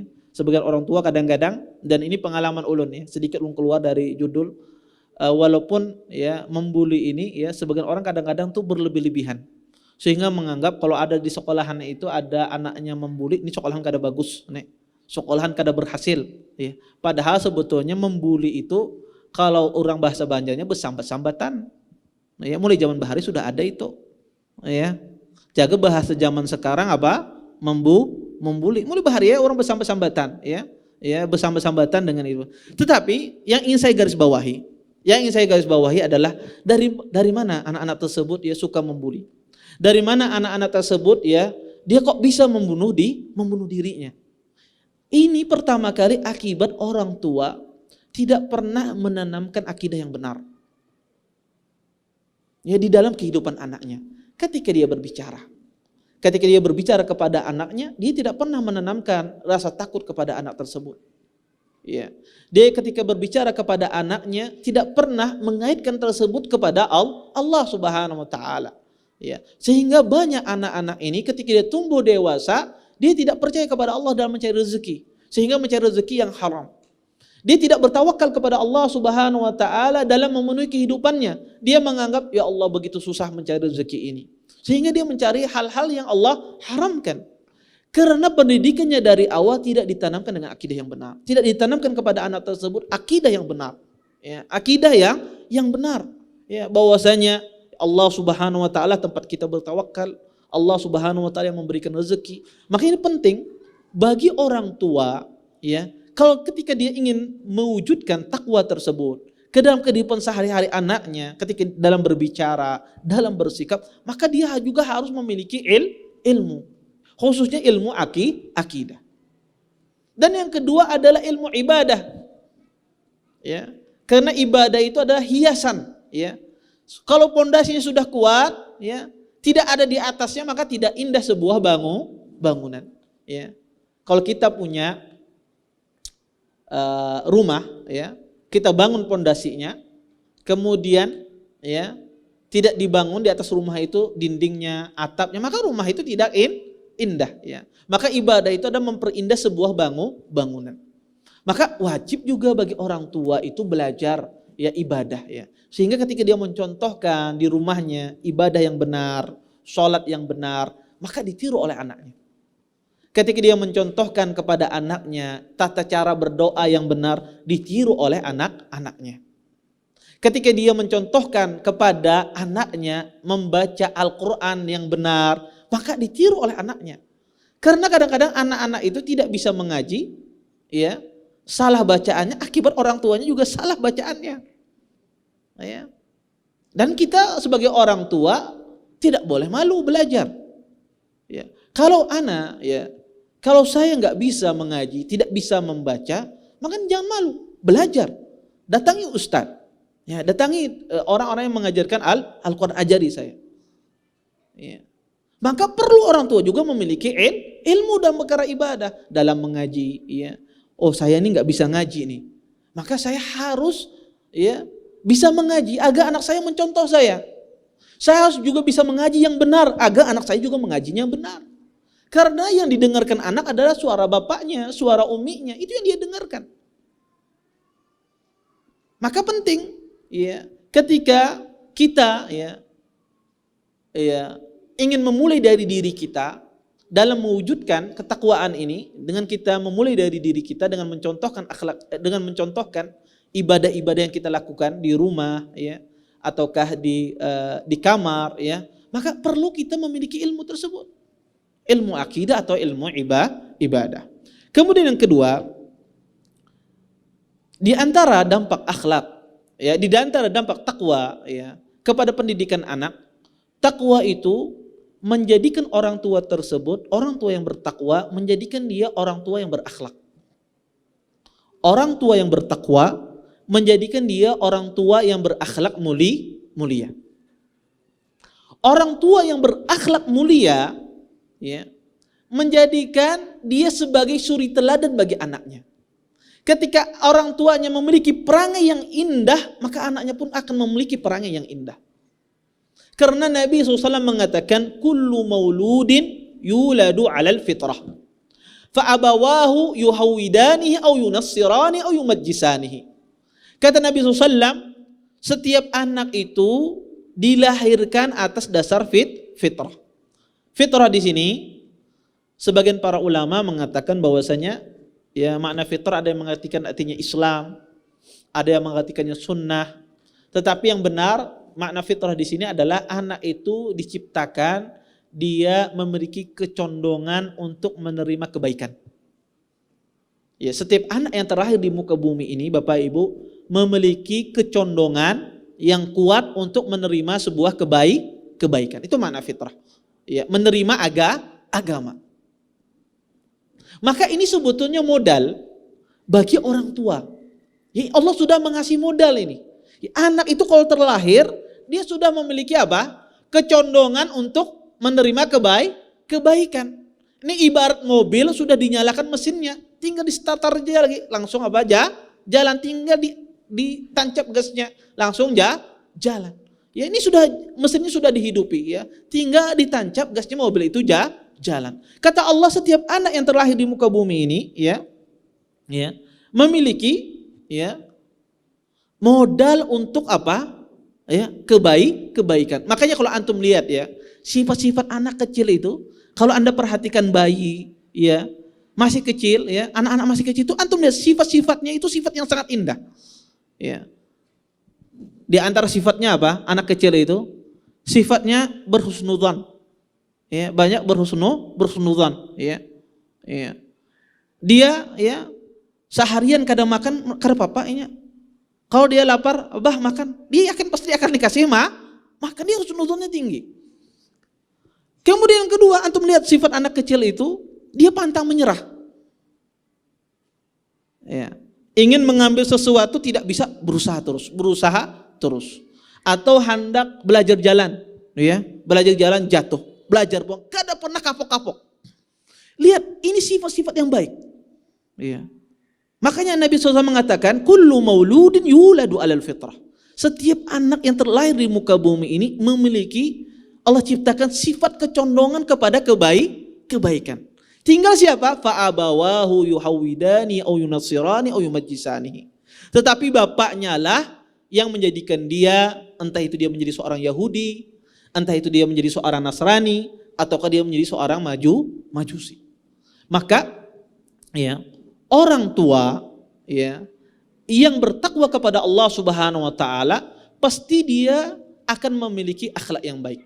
Akhlak yang baik ini akan merubah karakter pendidikan anak. Ketika orang tuanya bertakwa kepada Allah, melihat anaknya salah, kemudian dia tersenyum, ya, dia kemudian sambil menasihati, nak ini kada boleh, ya, atau melihat anaknya berantem, ya, dia menasihati karena Allah Subhanahu wa taala. Tapi berbeda orang tua yang tidak bertakwa, ya. Ketika melihat anaknya berantem, langsung aja mukul, "Man ini mau benar ya, ribut terus." Ya, langsung ditendang anaknya, langsung dipukul. Dia mukul bukan karena Allah Subhanahu wa taala. Ketika anaknya bertanya, ya, kena ikan mok mana betakon terus, ya. Betakon non ibu. Jadi ibunya, "Mai, ibu kada tahu juga betakon non abah." Banyak hal-hal ya. Ini tidak tercermin, ya. Tidak tercermin akhlak ini akibat apa? Akibat orang tuanya tidak bertakwa kepada Allah Subhanahu wa taala. Sang ayah mengangkat suara, sang ibu mengangkat suara kepada anaknya. Ini apa dampak dia tidak bertakwa kepada Allah? Ketika dia tidak bertakwa kepada Allah, dia tidak mencerminkan di dalam kehidupannya akhlak yang baik, sehingga anaknya tidak bisa meniru. Bahkan anaknya meniru pola yang jelek dari orang tuanya. Maka akhlak yang baik, ya, itu sangat luar biasa, ya, mempengaruhi pendidikan seorang anak. Karena sebagaimana yang saya jelaskan tadi, ya, asalnya anak tersebut adalah meniru apa yang di depannya. Dan orang yang paling dia banyak tiru adalah bapak ibunya. Dua orang inilah yang paling banyak dia tiru. Ketika Anda tidak bertakwa kepada Allah, otomatis akhlak kita tidak bagus. Ketika orang itu ahlu maksiat, otomatis akhlak kita tidak bagus. Makanya berkata Fudail bin Iyad, kata beliau, sesungguhnya saya tahu kalau saya bermaksiat kepada Allah, saya akan lihat dampak maksiat tersebut kepada siapa? Kepada keluarga saya, kepada kendaraan saya, kepada istri saya, kepada anak saya. Akan saya lihat. Karena maksiat itu bisa berdampak kepada keluarga kita. Maka ini penting, ya. Ketakwaan, ya, itu berdampak dalam mempengaruhi pendidikan sang anak. Baik anak itu menjadi rajin, baik anak itu menjadi pemalas, itu juga tergantung orang tuanya. Orang tuanya setiap hari baca buku, ya, baca Al-Quran, baca buku-buku apa macam, anaknya termotivasi. Walaupun dia kada bisa membaca, ambil bukunya, ya, buka-buka juga, ya, apa yang dibaca abah, walaupun dia tidak bisa baca, karena dia akan meniru. Ya, anak itu jadi malas, ya. Maka ini kalau ada guru TK, guru SD, ya, melihat anak di kelas itu kalau disuruh baca, tapi mau membaca, takuni abahnya di rumah, takuni pian ketujuhlah membaca di rumah, ya. Jangan-jangan sidin, ya, kada ketujuh membaca WhatsApp saja, ya. Karena itu sangat erat, ya, mempengaruhi kehidupan sang anak. Maka kalau seandainya sang ayahnya rajin baca Quran, ibunya rajin baca Quran, setidak-tidaknya sang anak tersebut pun punya kecondongan untuk membaca Al-Quran, walaupun dia tidak bisa. Ya, dia akan meniru sifatnya.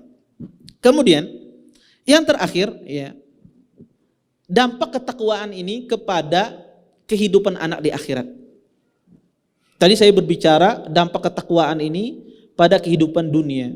Dampak anak ini pada pendidikan seorang anak, ya, di dalam dunia pendidikan. Kemudian yang terakhir, ya, dampak, ya, ketakwaan ini kepada anak dalam kehidupan di akhirat. Tentu Bapak Ibu yang dimuliakan oleh Allah Subhanahu wa taala, hidayah semata-mata di tangan Allah Subhanahu wa taala. Walaupun orang tua itu berusaha ya semaksimal mungkin, maka hidayah tetap berada di tangan Allah Subhanahu wa taala. Maka pertama, sebelum saya menjelaskan dampak takwa ini di kehidupan di akhirat bagi sang anak, saya ingin memahamkan ya atau ingin menjelaskan arti ya berhasil dalam mendidik anak. Sebelumnya saya ingin bertakun dulu pian berataan nih. Menurut pian ini, kapan orang tua itu dikatakan dia berhasil dalam mendidik anaknya? Ya. Siapa yang tahu? Ya, kapan orang tua itu dikatakan berhasil? Taib, ulun takun nih ya, ulun tunjuk ya, Bang Jainuddin. Soalnya sini melihat ke sana. Taib. Kira-kira orang tua itu berhasil seperti apa? Berhasil dia katakan, sekarang menurut antum, anak ini berhasil mendidik anak-anak itu seperti apa? Ya ini biar kita santai ya, biar hilang ngantuknya. Tayo. Ya, bismillah Ustaz. Kalau menurut Ana, ketika seorang tua yang berhasil mendidik anak, ketika dia sudah bisa menjadikan anaknya mengenal Allah, mengenal agamanya, mengenal siapa nabinya dan faqih dalam ilmu agama. Bukan sukses di dalam kehidupan dunia, bukan sukses diukur dari sisi dunianya, jadi dari sisi agamanya. Berarti antum menilai kesuksesan anak itu adalah ketika orang tuanya berhasil menjadikan anak itu mengenal agama, ya semacam itu. Tapi kalau seandainya dia tidak mengenal agama, orang tuanya tidak berhasil, berarti tidak sukses. Tidak sukses. Taib. Ada yang lain? Sama berataan kah? Hah? Adakah yang berbeda? Kan Bapak ini bebas saja pendapat. Hah? Sama berataan? Ya silakan. Mana Ustaz Man? Ustaz Azhar ya silakan. Ini kata moderator, anak ada tahu Ustaz Azhar yang mana? Taib. Ummahat adakah? Ya. Iya, kita harus samakan persepsi dulu ya. Iya. Taib. Ada ummahat? Enggak ada. Taib. Rata-rata orang demikian ya, memikirkan sukses itu adalah orang tua itu menjadikan anaknya menjadi anak yang bertakwa apa macam. Kalau seandainya anaknya tidak menjadi anak yang tidak bertakwa, tidak mengenal agama, berarti orang tua ini adalah orang tua yang tidak berhasil. Tetapi sebetulnya kesuksesan itu tidak demikian. Dikatakan orang tua itu berhasil adalah ketika orang tua tersebut sudah menyelesaikan amanah yang Allah berikan amanah kepada dia. Ketika orang tua tersebut sudah melaksanakan amanah yang Allah berikan amanah kepada dia, maka itulah orang tua yang berhasil. Terlepas hasilnya, anak tersebut menjadi anak yang bertakwa ataukah anak yang tidak bertakwa. Tetapi dia sudah menyelesaikan tugas amanah yang Allah berikan kepada dia, mengajar anaknya, mendidik anaknya ilmu agama, memberikan contoh yang baik. Tetapi anaknya tetap tidak demikian. Apakah orang tua tersebut kita katakan gagal? Tidak. Itu adalah orang tua yang berhasil. Dia sudah menyelesaikan apa? Amanah yang Allah berikan kepadanya. Karena hasil itu, karena kita sekarang melihat keberhasilan itu adalah dengan melihat hasil. Ya sering sekali kita melihat kesuksesan itu dengan melihat hasil, tidak pernah melihat dengan usaha yang dilakukan. Ya. Itu seperti itu Bapak Ibu. Itu kaidah dalam hidupan ya. Kita menilai keberhasilan itu bukan hasilnya sebetulnya, tetapi usaha yang dilakukan. Ketika saya masukkan anak saya pengen anak saya ini di pondok ini pintar agama apa macam. Sekalinya keluarnya apa? Kada pintar-pintar, misalnya semacam itu ya.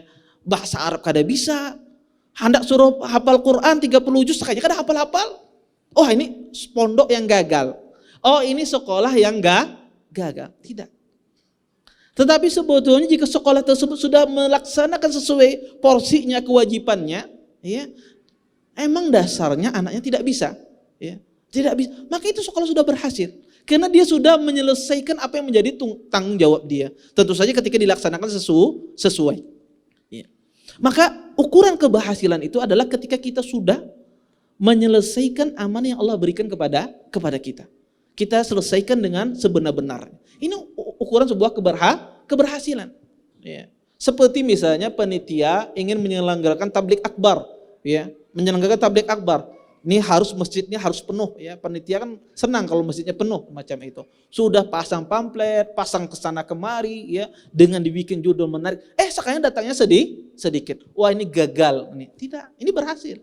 Kenapa? Karena dia sudah melakukan sebab usaha ya. Dia lakukan semua, tetapi hasilnya tidak sesuai. Apakah dia gagal? Tidak. Ini ada orang berhasil. Taib. Kenapa saya katakan demikian? Karena kadang-kadang sebagian orang tua itu kecewa ketika anaknya tidak sesuai dengan dia yang dia harapkan, sehingga dia itu berputus asa dari rahmat Allah Subhanahu wa taala. Ketika dia ingin mengingatkan anak tersebut, mengharapkan anak tersebut ya besarnya menjadi anak yang bertakwa, menjadi anak yang mendoakan kepada orang tuanya, menjadi anak yang mengajari orang tuanya agama. Dia inginkan demikian. Ketika besar anak ini mendidik saya, mengajari saya. Tetapi anaknya malah tidak bertakwa. Anaknya malahan tidak menjadi anak yang taat, padahal orang tuanya sudah dimasukkan di pondok, diajari ya, di orang tuanya sudah Masya Allah beribadah, hadir kajian, melakukan ibadah, tapi anaknya tidak demikian. Ya. Kadang ada sebagian orang tua timbul perasaan dia adalah perasaan pesimis. Ya, perasaan berputus asa dari rahmat Allah Subhanahu wa taala. Sungguh ini keliru. Anda bukan orang tua yang gagal dan Anda adalah orang tua yang berhasil. Kalau seandainya di dunia ini harapan anak Anda tidak sesuai dengan apa yang Anda inginkan, maka Allah Subhanahu wa taala memberi kabar gembira kepada orang tua yang bertakwa kepada Allah Subhanahu wa taala. Dia menjalankan amanah sebagaimana mestinya, walaupun anaknya tidak seperti yang diharapkan. Anak saya Ustaz ya, ulun larang bermusik, ketujuh mendengarkan musik ya, sampai tua anak saya bermusik. Anak saya suka merokok Ustaz. Anak saya mungkin sebagian anak saya minum khamar Ustaz.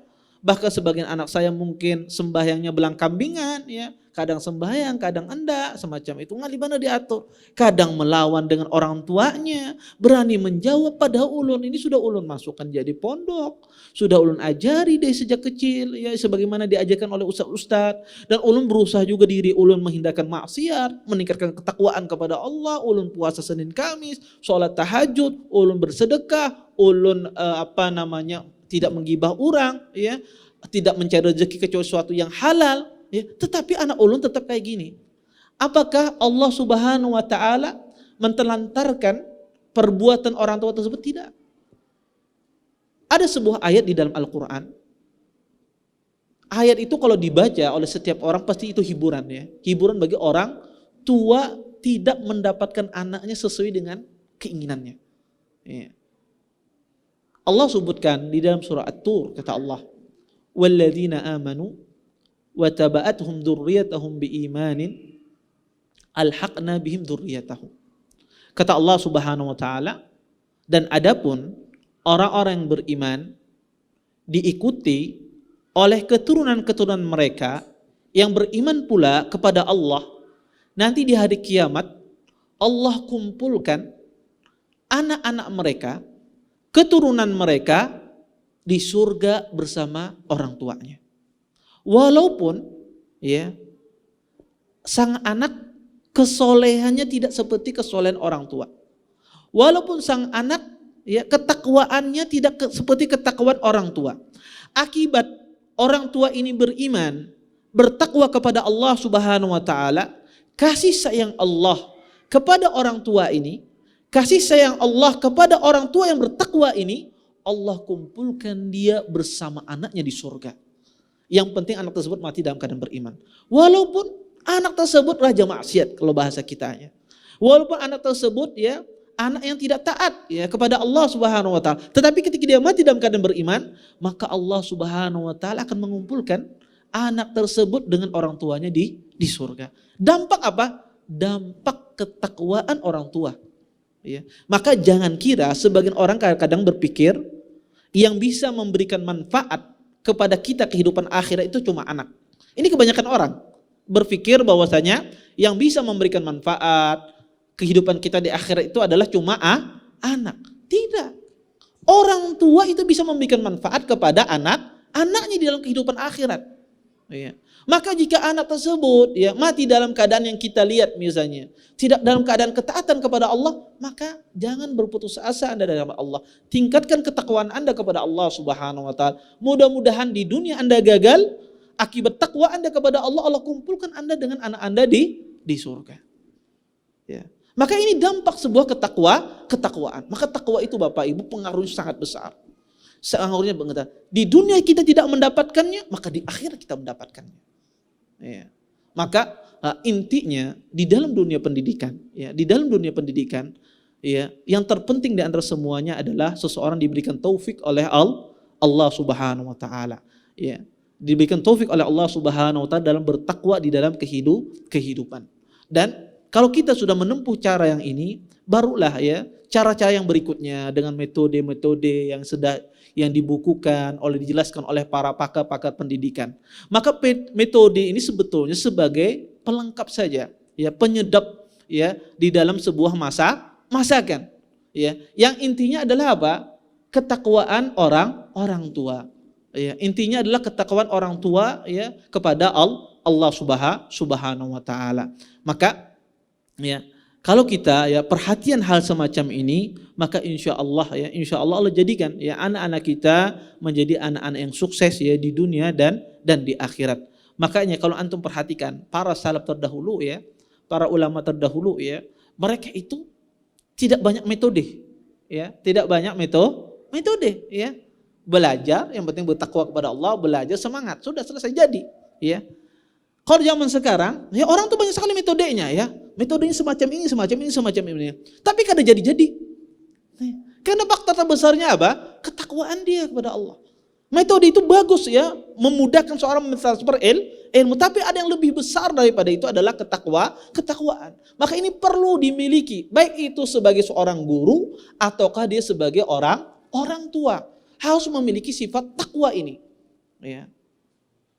Ya. Makanya itulah sebabnya kenapa kadang-kadang sebagian orang ya belajar ya 20 tahun, 30 tahun duduk di kajian, ya tetap aja bahasa Arab kaif haluk ya misalnya macam itu ya. Cuman itu aja sampainya ya.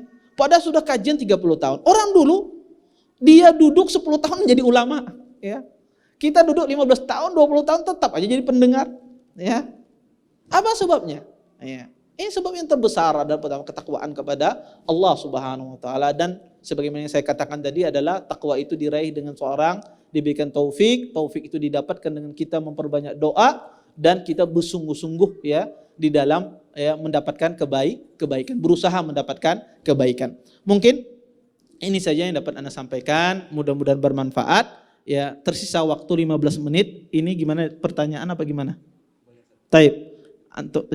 Ya, saya kembalikan ya kepada pembawa acara. Wallahu a'lam. Ustaz pakai yang ini nanti kita Ya.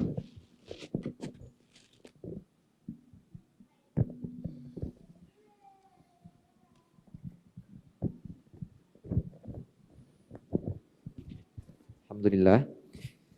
Jazakallahu khairan kepada Al-Ustaz yang telah menyampaikan materinya yang sangat bermanfaat untuk kita semua. Baik, kita lanjutkan para hadirin sekalian untuk sesi tanya jawab dan juga nanti akan ada kuis yang diberikan oleh Ustadz. Kita mulai dari tanya jawab dulu ya Ustadz yang sudah masuk.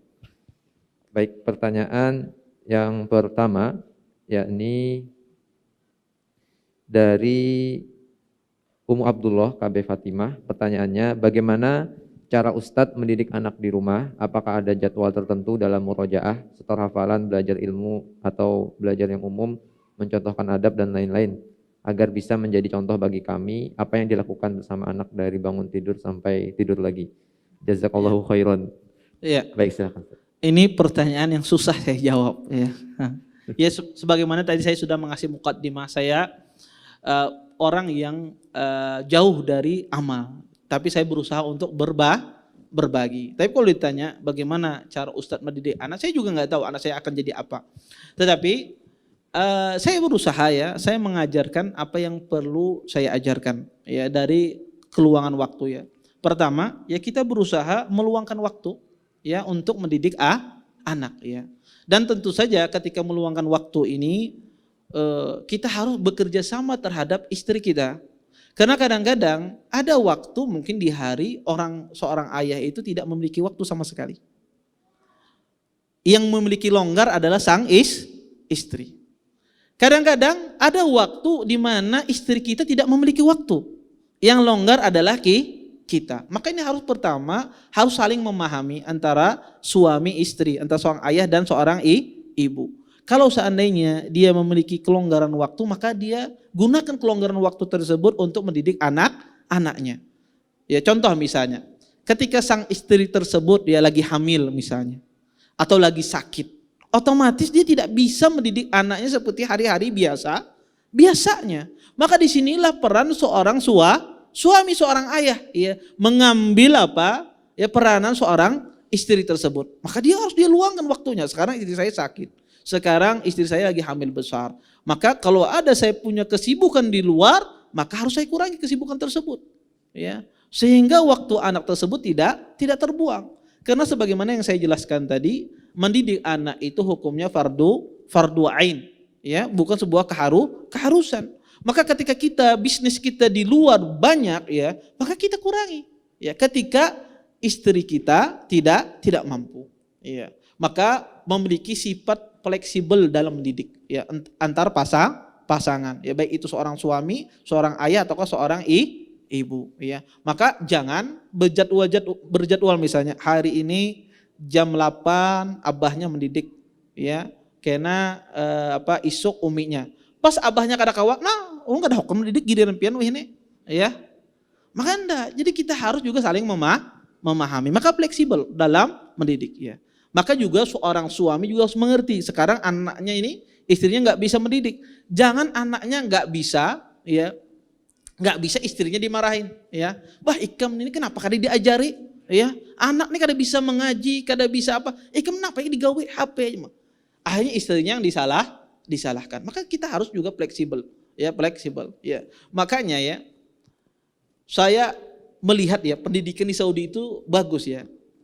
Jadi dulu pengalaman ketika dulu anak itu sekolah tahfidz di Saudi, ya, di Masjidin Nabawi. Ketika anak itu tidak bisa, bukan anaknya yang diomelin oleh guru tahfidz ini. Siapa yang diomelin? Orang tuanya. Jadi orang tua itu dipanggil, sini katanya, ya. Kenapa anak ini kada bisa? Orang tuanya diomelin, ya. Anak itu tidak hafal, orang tuanya diomelin. Jadi kita orang tua ini ketika mau nganter anak itu full-fullan di rumah mengajar. Karena takutan kita yang diomelin, ya. Kalau anaknya senyum-senyum aja, ya. Kadang-kadang kita nih kenapa kada bisa? Tadi sudah diajar hafal, ya. Karena yang diomelin siapa? Orang tua. Ini juga penting, ya. Kenapa? Ya, ini saya rasa ini juga bagus, ya. Karena agar orang tua itu sadar bahwasanya kalau anak ini kada hafal, salahnya pian, kada anaknya. Ya, anak ini kada bisa, salahnya pian, ya. Nah, ini penting. Jadi timbul kesadaran bagi kita, ya, kesadaran bagi kita. Kalau di sini dipraktekkan banyak menganggap, keluar jadi di sekolah ini dimarahin terus, ya. Tapi ini penting, ya, agar tumbuh rasa kesadaran. Maka pertama memiliki sifat fleksibel dalam mendidik itu, ya. Kalau seandainya istri saya nggak bisa, maka saya bisa. Kemudian apakah ada jadwal tetap, Ustadz? Ya, maka kita pertama, ya, tentu kita punya bagian, ya. Kalau kehidupan kita sehari-hari dimulai habis subuh, ya, tentu kita, ya, selesai kita apa yang menjadi khususan kita berzikir, membaca Al-Qur'an, ya. Kemudian kita sudah murojaah. Maka di situ kalau ada sisa waktu yang ada, maka kita mendidik anak kita, ya, mendidik anak kita dari sisa waktu yang ada sebelum berangkat, ya. Ada PR kah, ada apakah dididik. Ketika pulang dia sekolah, ya, di waktu sore bertemu, ya, ibunya, bertemu bapaknya, ya. Kalau bapaknya ada waktu luang, ya, di waktu sore, maka dia ajari. Kalau tidak ada habis maghrib, kalau tidak ada habis isya, ya. Maka tidak ada sebetulnya jadwal tertentu, tetapi sifatnya adalah fleksibilitas. Tetapi kita punya prinsip tidak boleh melalaikan pendidikan anak. Ya, tidak boleh melalaikan pendidikan anak. Kalau seandainya jadwal kita di luar itu bertabrakan, ya, atau menyebabkan terlantarnya pendidikan anak, kita harus punya prinsip, harus dibatalkan kegiatan kita di luar. Karena kita harus concern, ya, harus kita lebih dahulukan pendidikan kepada anak, baik itu kita berbisnis ataukah yang lainnya. Dan yang kedua adalah banyak-banyak berdoa kepada Allah Subhanahu wa taala, diberikan taufik oleh Allah Subhanahu wa taala. Karena kadang-kadang keberkahan waktu itu juga sangat erat kaitannya dengan taufik ya. Kadang dalam waktu sebentar orang tersebut bisa mengajari anaknya. Kadang dalam waktu yang panjang orang itu tidak bisa mengajari anaknya, dan ini taufik juga dari Allah Subhanahu wa taala. Wallahu a'lam. Baik Ustaz, lanjut ke pertanyaan berikutnya. Afwan Ustaz, semoga Allah senantiasa memberikan kesehatan dan keberkahan untuk kita semua. Pertanyaan saya, apakah termasuk tidak memperdulikan pendidikan anak jika mendahulukan kepentingan keluarga, seperti mengambil izin pergi safar bersama anak di hari sekolahnya, karena di hari tersebut adalah hari anak harus belajar dan bersekolah. Jika tidak hadir maka dia akan tertinggal pelajaran. Iya, jazakumullah khair. Maka tentu saja ya, keperluan keluarga ini dilihat ya. Tentu ada keperluan keluarga itu yang sangat penting misalnya. Ya, maka jika seandainya kepentingannya itu ya tidak sepenting untuk belajar, maka tentu saja kita dahulukan kepentingan belajar. Contoh misalnya, kebetulan ya saat itu ada pertemuan keluarga misalnya di satu tempat. Yang mana pertemuan ini pertemuan biasa, kalau nggak dihadiri nggak ada masalah ya. Maka ini kerugiannya besar kalau di sana tidak belajar. Berbeda halnya kalau seandainya misalnya neneknya meninggal, ya, orang tua ayahnya meninggal. Ya, maka dalam kondisi semacam ini tidak ada masalah dia izin saat itu, kemudian anaknya tidak belajar, ikut bersama orang tuanya. Ya, karena di sini juga kita mengajari anak tersebut ya, ketika ada orang meninggal ya, silaturahim ya, takziah ya, maka ini juga bagian dari pendidikan. Sehingga jawabannya itu tidak bisa dijawab secara mutlak. Maka dilihat keperluan keluarga tersebut, seurgen apa, sepenting apa dengan pendidikan anak. Jika seandainya itu sangat penting sekali misalnya, ya, maka tentu saja izin di sini dianjurkan, izin untuk tidak masuk ya, karena sangat penting sekali. Tapi jika seandainya tidak seurgen dari pendidikan yang kita dahulukan. Wallahu a'lam. Baik Ustaz, jazakallahu khairan atas jawabannya. Pertanyaan berikutnya, Bismillah, Assalamualaikum warahmatullahi wabarakatuh. Bagaimana cara memperbaiki sikap anak yang terlanjur banyak terpengaruh sikap buruk orang tuanya, seperti marah, akibatnya anak ikut menjadi pemarah dan kurang sabar. Ya. Mohon nasihatnya Ustaz, jazakallahu khairan. Iya, jazakumullah khair. Terus bagaimana ya anak yang sudah terpengaruh sikap yang tidak baik kepada orang tuanya. Orang tuanya ketujuh pemarah, akhirnya anak jadi pemarah. Ulun baru aja setelah mendengar kajian, hanya aja tahu ilmunya, sebelumnya kada tahu. Anak ulun sudah dewasa. Ya, gimana caranya? Ya, pertama ya, kalau anaknya bisa cucunya ya diharago ya, dididik ya. Tapi kalau seandainya sudah dewasa, sudah besar, apa solusinya? Solusinya disebutkan oleh Nabi SAW. Nabi SAW mengatakan, "Wat bi sayyi'atil hasanah tamhuha wa khaliqin nas bi khuluqin hasan." Kata Nabi SAW, iringilah setiap perbuatan jelek itu dengan perbuatan baik. Niscaya perbuatan baik itu akan menghapus perbuatan jelek. Kalau dulunya kita terlanjur kadang mengajari yang keliru, sikap yang kasar dan semisalnya, sehingga menjadi anak tersebut karakter yang keras, maka cara mengubahnya adalah kita mengubah sikap kita menjadi sikap yang lembut. Ya. Karena dengan kelembutan kita berubah ya. Walaupun anak tersebut besar, kita lembut terus, maka anak itu setidak-tidaknya juga dia akan berubah. Ya, setidaknya dia akan berubah karena kebaikan itu bagaikan air. Air. Ya, ibaratnya ya di hati anak tersebut ada kotoran-kotorannya. Ya. Maka ketika dia berbuat kebaikan itu menyiram, membersihkan ya. Semakin banyak dikerjakan semakin dia bersih ya. Walaupun dulunya berkarat-karat ya, maka semakin terus dilakukan maka dia akan bersih ya. Maka iringilah ya perbuatan jelek itu dengan perbuatan baik. Dulunya kita kasar maka kita bersikap lembut. Dulunya mengangkat suara kita mempelankan suara. Dulunya kita misalnya mendengarkan musik maka kita membaca Al-Quran, mendengarkan Al-Quran, perdengarkan.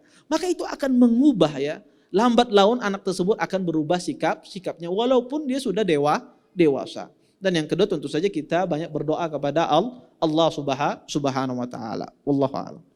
Masih bisa Ustaz? Silakan. Baik, pertanyaan berikutnya, barakallahu fiik Ustaz, semoga Ustaz dan kita semua yang berhadir dan kaum muslimin senantiasa istiqomah dalam ketaatan. Ustaz, ajarkan kami kiat-kiat atau doa agar anak-anak tidak menjadi musuh maupun fitnah bagi orang tuanya. Teladan apa yang bisa senantiasa kami contohkan agar anak tetap terjaga fitrahnya? dalam ketaatan kepada Allah Subhanahu wa taala. Iya, jazakumullah khair atas pertanyaannya. Ya pertama ya, kita mencontohkan contoh yang baik. Seperti apa contohnya? Contoh yang sangat luar biasa adalah sholat. Ya saya tidak melihat ya contoh yang sangat indah ya dicontohkan oleh orang tua di rumah itu kecuali dua hal. Mencontohkan ya sholat tepat waktu. Ya orang tua itu sholat tepat waktu. Makanya para pria itu disuruh oleh Nabi SAW, sebagus-bagus sholat pria itu adalah di rumahnya kecuali apa?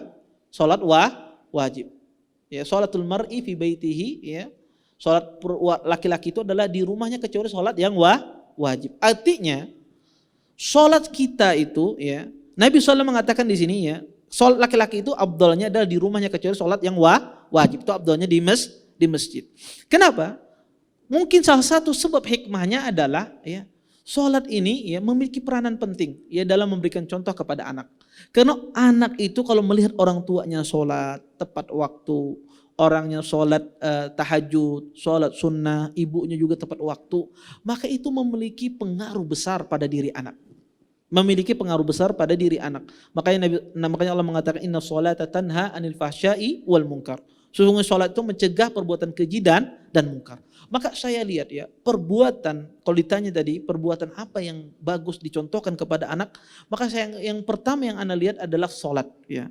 Maka orang tua itu berusaha dia sholat tepat waktu dia mengajak anaknya. Kemudian yang kedua adalah agar tidak menjadi musuh tadi. Agar tidak menjadi musuh. Sebentar nanti.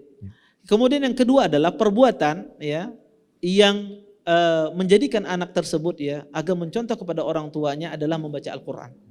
Ya, membaca Al-Qur'anul Karim. Kenapa? Karena Allah Subhanahu wa taala mengatakan ala bi dzikrillah tatmainnul qulub. Karena seseorang dengan mengingat Allah hati itu menjadi tenang. Maka kalau orang tua sering memperdengarkan Al-Qur'an, mencontohkan dia membaca Al-Qur'an di hadapan anaknya dan didengar oleh anak tersebut, maka hati anak tersebut akan berubah. Ya, yang dulu hatinya keras menjadi hati yang lembut. Ketika hati tersebut ya, yang dia tampung itu adalah Al-Qur'an. Yang dia dengarkan itu adalah Al-Qur'an. Yang dia lihat itu adalah orang tuanya lagi sholat. Yang dia baca atau yang dia perhatikan ya, atau yang dia dengarkan Al-Qur'anul Karim. Maka bagaimana tidak mungkin berubah anak tersebut? Karena Al-Qur'an itu sumber kebaikan. Sumber kebaikan. Ketika yang dia dengarkan setiap hari Al-Qur'an, yang dia lihat di hadapannya adalah sholat, ini adalah sumber kebaikan. Sumber kebaikan inilah yang mengubah orang. Sehingga anak tersebut ya tidak menjadi anak sebagai musuh. Anak menjadi sebagai anak tersebut sebagai anak yang berupa ujian. Kalau ditanya, amalan apa ya Ustadz? Ya, agar ya anak tersebut tidak atau doa apa yang menjadikan agar anak tersebut tidak menjadi musuh, tidak menjadi ujian, maka tidak ada doa khusus. Tidak ada doa khusus dalam masalah ini. Maka berdoa saja kepada Allah Subhanahu wa taala, meminta kepada Allah agar anak kita dijadikan anak yang qurrata a'yun, sebagai apa? Penyejuk hati kita. Tidak ada doa khusus, tetapi ada usaha yang kita lakukan. Ya. Amalan soleh yang kita lakukan, amalan ketaatan yang kita lakukan. Kalau ditanya amal ketaatan apa yang cocok kita contohkan di hadapan anak, tadi yang saya sebutkan, yaitu sholat, ya, menjaga sholat 5 waktu, kemudian membaca Al-Qur'anul Karim, ya. Maka dan yang kalau mau ditambahkan adalah dengan cara juga kita menjaga tutur kata kita, tidak meninggikan suara, ya, tidak menampakkan emosi, ya. Karena kadang-kadang anak itu kalau umurnya masih 5 bulan, sebulan itu menggemaskan. Kalau sudah 4 tahun itu bikin kesal ya, hendak memukul aja abah itu ya, bahan macam-macam tingkah lakunya ya, memecahkan piring lah ya, menawak kuitannya lah ya. Maka macam-macam ya tingkah laku anak ya. Maka ini tentunya ya diminta orang tua tersebut harus bersabar ya. Karena anak itu menjadi tidak baik juga kadang-kadang orang tua itu kurang bersabar. Ya kurang bersabar dalam mendidik anak, dalam menyikapi anak. Maka ini kiranya ya 3 hal ini yang penting, yaitu bersabar, kemudian tadi mencontohkan ya sholat, kemudian membaca Al-Qur'an. Maka ini sangat penting dicontohkan di depan anak. Wallahu a'lam. Baik Ustadz, jazakallahu khairan atas jawabannya. Pertanyaan berikutnya Ustadz dari Ibu Halimatus. Assalamualaikum Ustadz, bagaimana sikap orang tua ketika anak bertengkar di sekolah dan orang tua si anak menghakimi orang tua si anak lewat HP? Apa yang harus dilakukan guru di sekolah? Iya. Ini ada cerita menarik ya di kalangan salaf dulu. Saya lupa tabiin apa di kalangan sahabat. Ya, cerita menarik. Jadi ada anaknya bertengkar.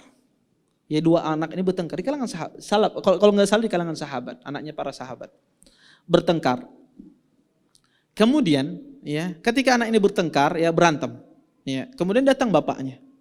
Kemudian kata bapaknya membawa anaknya ini yang dipukul ya, yang terzalimi ya, yang terzalimi, bapaknya datang. Kemudian bapaknya datang kepada anaknya, kata bapaknya ini, wahai anakku, balas yang memukulmu itu. Karena dia tahu yang salah itu apa? Yang itu yang salah ya. Kemudian kata sahabat ini, pukul ya, balas sebagaimana dia memukulmu, tapi jangan kamu berlebihan. Iya. Kemudian sang anak ini ketika ingin memukul diingatkan oleh bapaknya, tetapi kalau kamu memaafkan itu lebih baik. Di sini ada pelajaran yang menarik disebutkan oleh ahlul ilm, bahwasanya ketika anak itu berantem, maka kita jelaskan kepada dia haknya dia. Haknya dia apa? Dia boleh membalas. Itu haknya dia. Kalau seandainya dia terzalimi, iya. Berikan haknya dia. Dia punya hak untuk membalas. Kalau dipukul satu, dia punya hak untuk membalas pukulan yang sama. Tentunya tidak berlebihan. Dari sisi lain juga kita mengingatkan kepada anak bahwasanya sifat yang memaafkan itu sifat yang lebih baik dicintai oleh Allah. Ya, sehingga ini mendidik anak tersebut. Dia tahu haknya, kemudian dia mengerti kalau seandainya dia memaafkan itu lebih baik. Ya, nah ini penting ya. Makanya seorang guru ya ketika melihat dua anak berantem, ya, kemudian satu anak itu terzalimi, maka sifat orang guru adalah menjelaskan kepada anak tersebut kalau ingin dibalas silahkan balas. Ya, karena kamu tadi berbuat zalim. Tapi kalau Adinda memaafkan itu pahalanya besar di sisi Allah. Mau yang mana Adinda? Ya, maka dikasih dia pilihan kepada anak tersebut. Ya, maka ini cara yang benar. Ya, bukan kerusak maafkan aja, enggak. Dia punya hak untuk membalas. Ya, dan orang tua jangan mengambil hati. Ya, mau dipukul juga anak ulun ya, enggak. Ya dia berbuat salah. Ya, kita mendidik anak semacam itu. Kita ajarkan dia mengambil haknya dia, dan juga kita ajarkan cara untuk dia mengambil cara yang terbaik, yaitu memaafkan. Wallahu a'lam. Insyaallah. Jazakallahu khairan Ustaz atas jawabannya. Mungkin ini pertanyaan terakhir Ustaz yang tertulis dari Yuni Ummu Almera. Pertanyaannya ada 2. Yang ketiga ini sepertinya sudah terjawab tadi oleh bahasan Ustaz. Bagaimana cara agar tetap istiqomah dalam ketakwaan dan terhindar dari dosa? Pertanyaan pertama. Yang kedua, agar mempunyai anak yang soleh apa saja yang harus dilakukan orang tua khususnya? Pertanyaan yang ketiga, amalan apa saja agar kita terhindar dari keturunan yang menjadi musuh orang tua? Mungkin tadi sudah terjawab. Ya. Yang ada 2 pertanyaan. 2 pertanyaan pertama ini butuh ceramah khusus lagi. Agar bisa istiqomah, kiat-kiat agar mendapatkan anak yang soleh. Ini ceramah yang bikin ceramah lagi ini. Tentu ya, kiat-kiat untuk agar bisa istiqomah itu sangat banyak. Ya, sangat banyak sekali. Yang pertama tentu saja kita tadi yang saya jelaskan, banyak-banyak berdoa kepada Allah Subhanahu wa taala. Ini yang pertama. Kemudian yang kedua, agar kita bisa istiqomah mencari teman dan lingkungan yang baik. Mencari teman dan lingkungan yang baik. Karena lingkungan baik itu mempengaruhi seseorang. Teman yang baik juga mempengaruhi seseorang. Ya, karena kita tahu apalagi pada zaman sekarang ini fitnah begitu banyak. Ketika lingkungan itu tidak baik, kita sangat mudah ya tidak istiqomah. Ya. Tetapi jika lingkungan itu baik, ya Masya Allah orang itu sangat membantu sekali istiqamah. Ya, contoh misalnya ya, ketika di lingkungan tersebut ya wanita bercadar misalnya menjadi sambatan ya menjadi sambatan, maka ini akan berat bagi para wanita. Atau bagi kaum pria ketika lingkungan tersebut ya mengharuskan ya para pria di sana ya banyak tidak berjenggot ya, kemudian orang berjenggot disambat-sambati, atau orang yang tidak isbal ya disambat-sambati ya kebanjiran kaja disebut banjir nah kan semacam itu disambati dengan macam-macam, kemudian menjadikan dia mudah untuk terpengaruh dengan lingkungan, karena manusia lemah, sifatnya lemah, maka lingkungan itu sangat baik. Dan subhanallah ya, dulu ulun bahari ketika masuk di kuliah hadis ya, itu rata-rata teman saya itu berjenggot semua ya, semuanya berjenggot ya. Bahkan pertama kali saya ngira ini Karena saya saat itu datang di awal-awal masuk di kelas ya. Kemudian datang satu orang pakai jubah, pakai simak, pakai sorban. Saya kira ini dosen. Jenggotnya lebat sekali ya. Saya kira ini dosen. Subhanallah ternyata duduk di samping saya. Oh berarti ini santri seperti saya, dapat saya. Dan saya lihat teman-teman itu banyak sekali yang berjenggot. Ya, semuanya hampir berjenggot. Sehingga kita ketika melihat ya, orang yang tidak berjenggot, dia merasa malu ya. Ya kadang-kadang dia megang mana ada, karena ada satu teman Indonesia, kebetulan saya saat itu sudah ada jenggotnya ya, lumayan ya, tidak banyak ya, lumayan. Ada satu teman juga Indonesia tidak berjenggot. Tiap hari dia nanya, bagaimana cara menumbuhkan jenggot, bagaimana caranya biar jenggot ini lebat ya. Kenapa? Karena merasa malu dia di lingkungannya apa? Orang berjenggot semua. Bahkan orang kalau mencukur jenggot ya, ketika masuk di kuliah hadis tersebut, ini kayak orang ini sudah melakukan dosa besar seperti berzina dan minum khamar. Kenapa? Karena lingkungan itu kadang-kadang membuat orang apa menjadi istiqamah. Ya, maka lingkungan itu penting. Ya kita makanya agar kita bisa istiqamah, mencari teman dan mencari lingkungan yang baik ya. Kalau temannya ketujuh menasihati itu teman bagus ya. Sedikit-sedikit menasihati itu jangan pinjauhi, jangan dianggap ya. Itu teman yang bagus ya. Maka lingkungan, kemudian teman itu sangat penting seseorang agar membantu seorang istiqamah. Kemudian yang ketiga, membantu kita istiqamah ya, tentu saja dengan kita memiliki ilmu. Ya, dengan memiliki ilmu. Ya, karena orang kalau tidak memiliki ilmu akan susah dia mewujudkan istiqamah. Karena ilmu itu juga pembimbing seseorang, menuntun seseorang agar dia bisa istiqamah. Ini singkatnya agar kita bisa istiqamah. Kemudian yang kedua, apa kiat-kiat agar kita memiliki anak yang soleh semacam itu ya. Ya ini tentu saja dimulai dari awal sebelum memiliki anak. Dari memilih pasangan. Carilah pasangan yang istri dan suami-suami yang soleh. Maka disuruh di dalam Islam pilihlah agamanya. Kemudian yang kedua, ketika berhubungan intim antara suami istri disuruh apa? Kita berdoa. Ya. Kenapa kata Nabi SAW orang yang berdoa ya, Bismillah ya, seorang berdoa ya, Allah jauh dengan menyebut nama Allah, ya Allah jauhkanlah dari kami dan jauhkan syaitan dari apa yang Engkau karuniakan kepada kami. Ya, ketika orang membaca doa ini, ya, kata Nabi SAW jika anak itu terlahir, maka lam yadurruhu syai', maka tidak akan datang mudarat kepadanya. Artinya anak itu tidak akan jadi kafir. Ya, tidak akan menjadi orang yang tidak beriman. Ya, anak itu akan menjadi orang yang beriman. Ini diantara sebab-sebab agar menjadi anak tersebut bertakwa ketika berhubungan. Ketika anak itu lahir, ya terlahir di dunia, maka diberikan hak-haknya, diakikahi, diberi nama yang baik, ya. Maka ini adalah cara agar mendidik anak tersebut menjadi anak yang soleh. Kita akikahi, kita berikan nama yang baik, dicukur rambutnya. Kemudian ketika anak itu, ya kita besarkan dengan cara kita mendidiknya sesuai dengan didikan syar'i. Maka ini kiat-kiat atau cara-cara ya secara singkat agar anak tersebut menjadi anak yang soleh, yang menjadi anak yang bertakwa kepada Allah Subhanahu wa taala. Wallahu a'lam. Baik Ustadz, jazakallahu khairan atas jawabannya. Kemudian mungkin Ustadz jika berkenan memberikan 3 pertanyaan Ustadz kepada para hadirin seputar materi yang dibahas tadi, nantinya agar bisa dijawab oleh para hadirin, baik itu bapak-bapak ataupun ibu-ibu. Tadi saya jelaskan ya, ini siapa yang bisa jawabnya? Ini ada hadiahnya kah? Ada Ustadz misalnya. Apa hadiahnya? Apa ya? Iya, mobil enggak apa. Kalau mobil Anda berdulu. Tadi saya sebutkan di Al-Qur'anul Karim ya Allah menggambarkan ada 4 ya jenis macam anak itu ya yang hidup di dunia ini bersama orang tuanya. Mungkin sebutkan 1 saja. Ya. Silahkan Pak. Silakan, sebentar mikrofonnya diantarkan.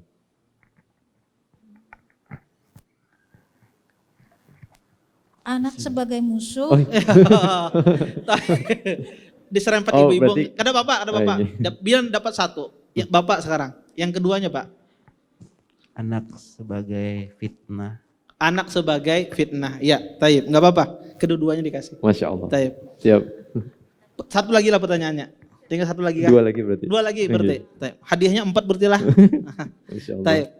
Kemudian saya jelaskan tadi ya agar kita menjadi orang yang bertakwa ada hal yang harus kita usahakan. Ya bahwasanya takwa itu murni taufik dari Allah Subhanahu wa taala ya. Karena takwa itu datang merupakan taufik dari Allah. Agar kita bisa mendapatkan taufik dan hidayah dari Allah ini caranya seperti apa? Silahkan.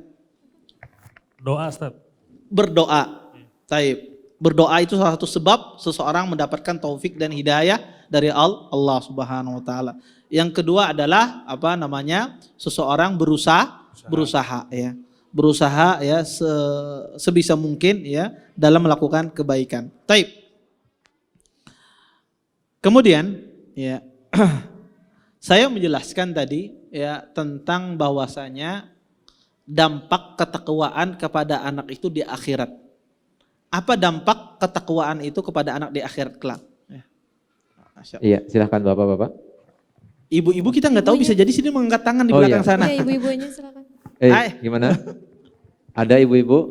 Tadi sudah Bapak dua, ibu-ibu ya. Ibu-ibu ada yang angkat tangan? Ada? Bismillah. Iya.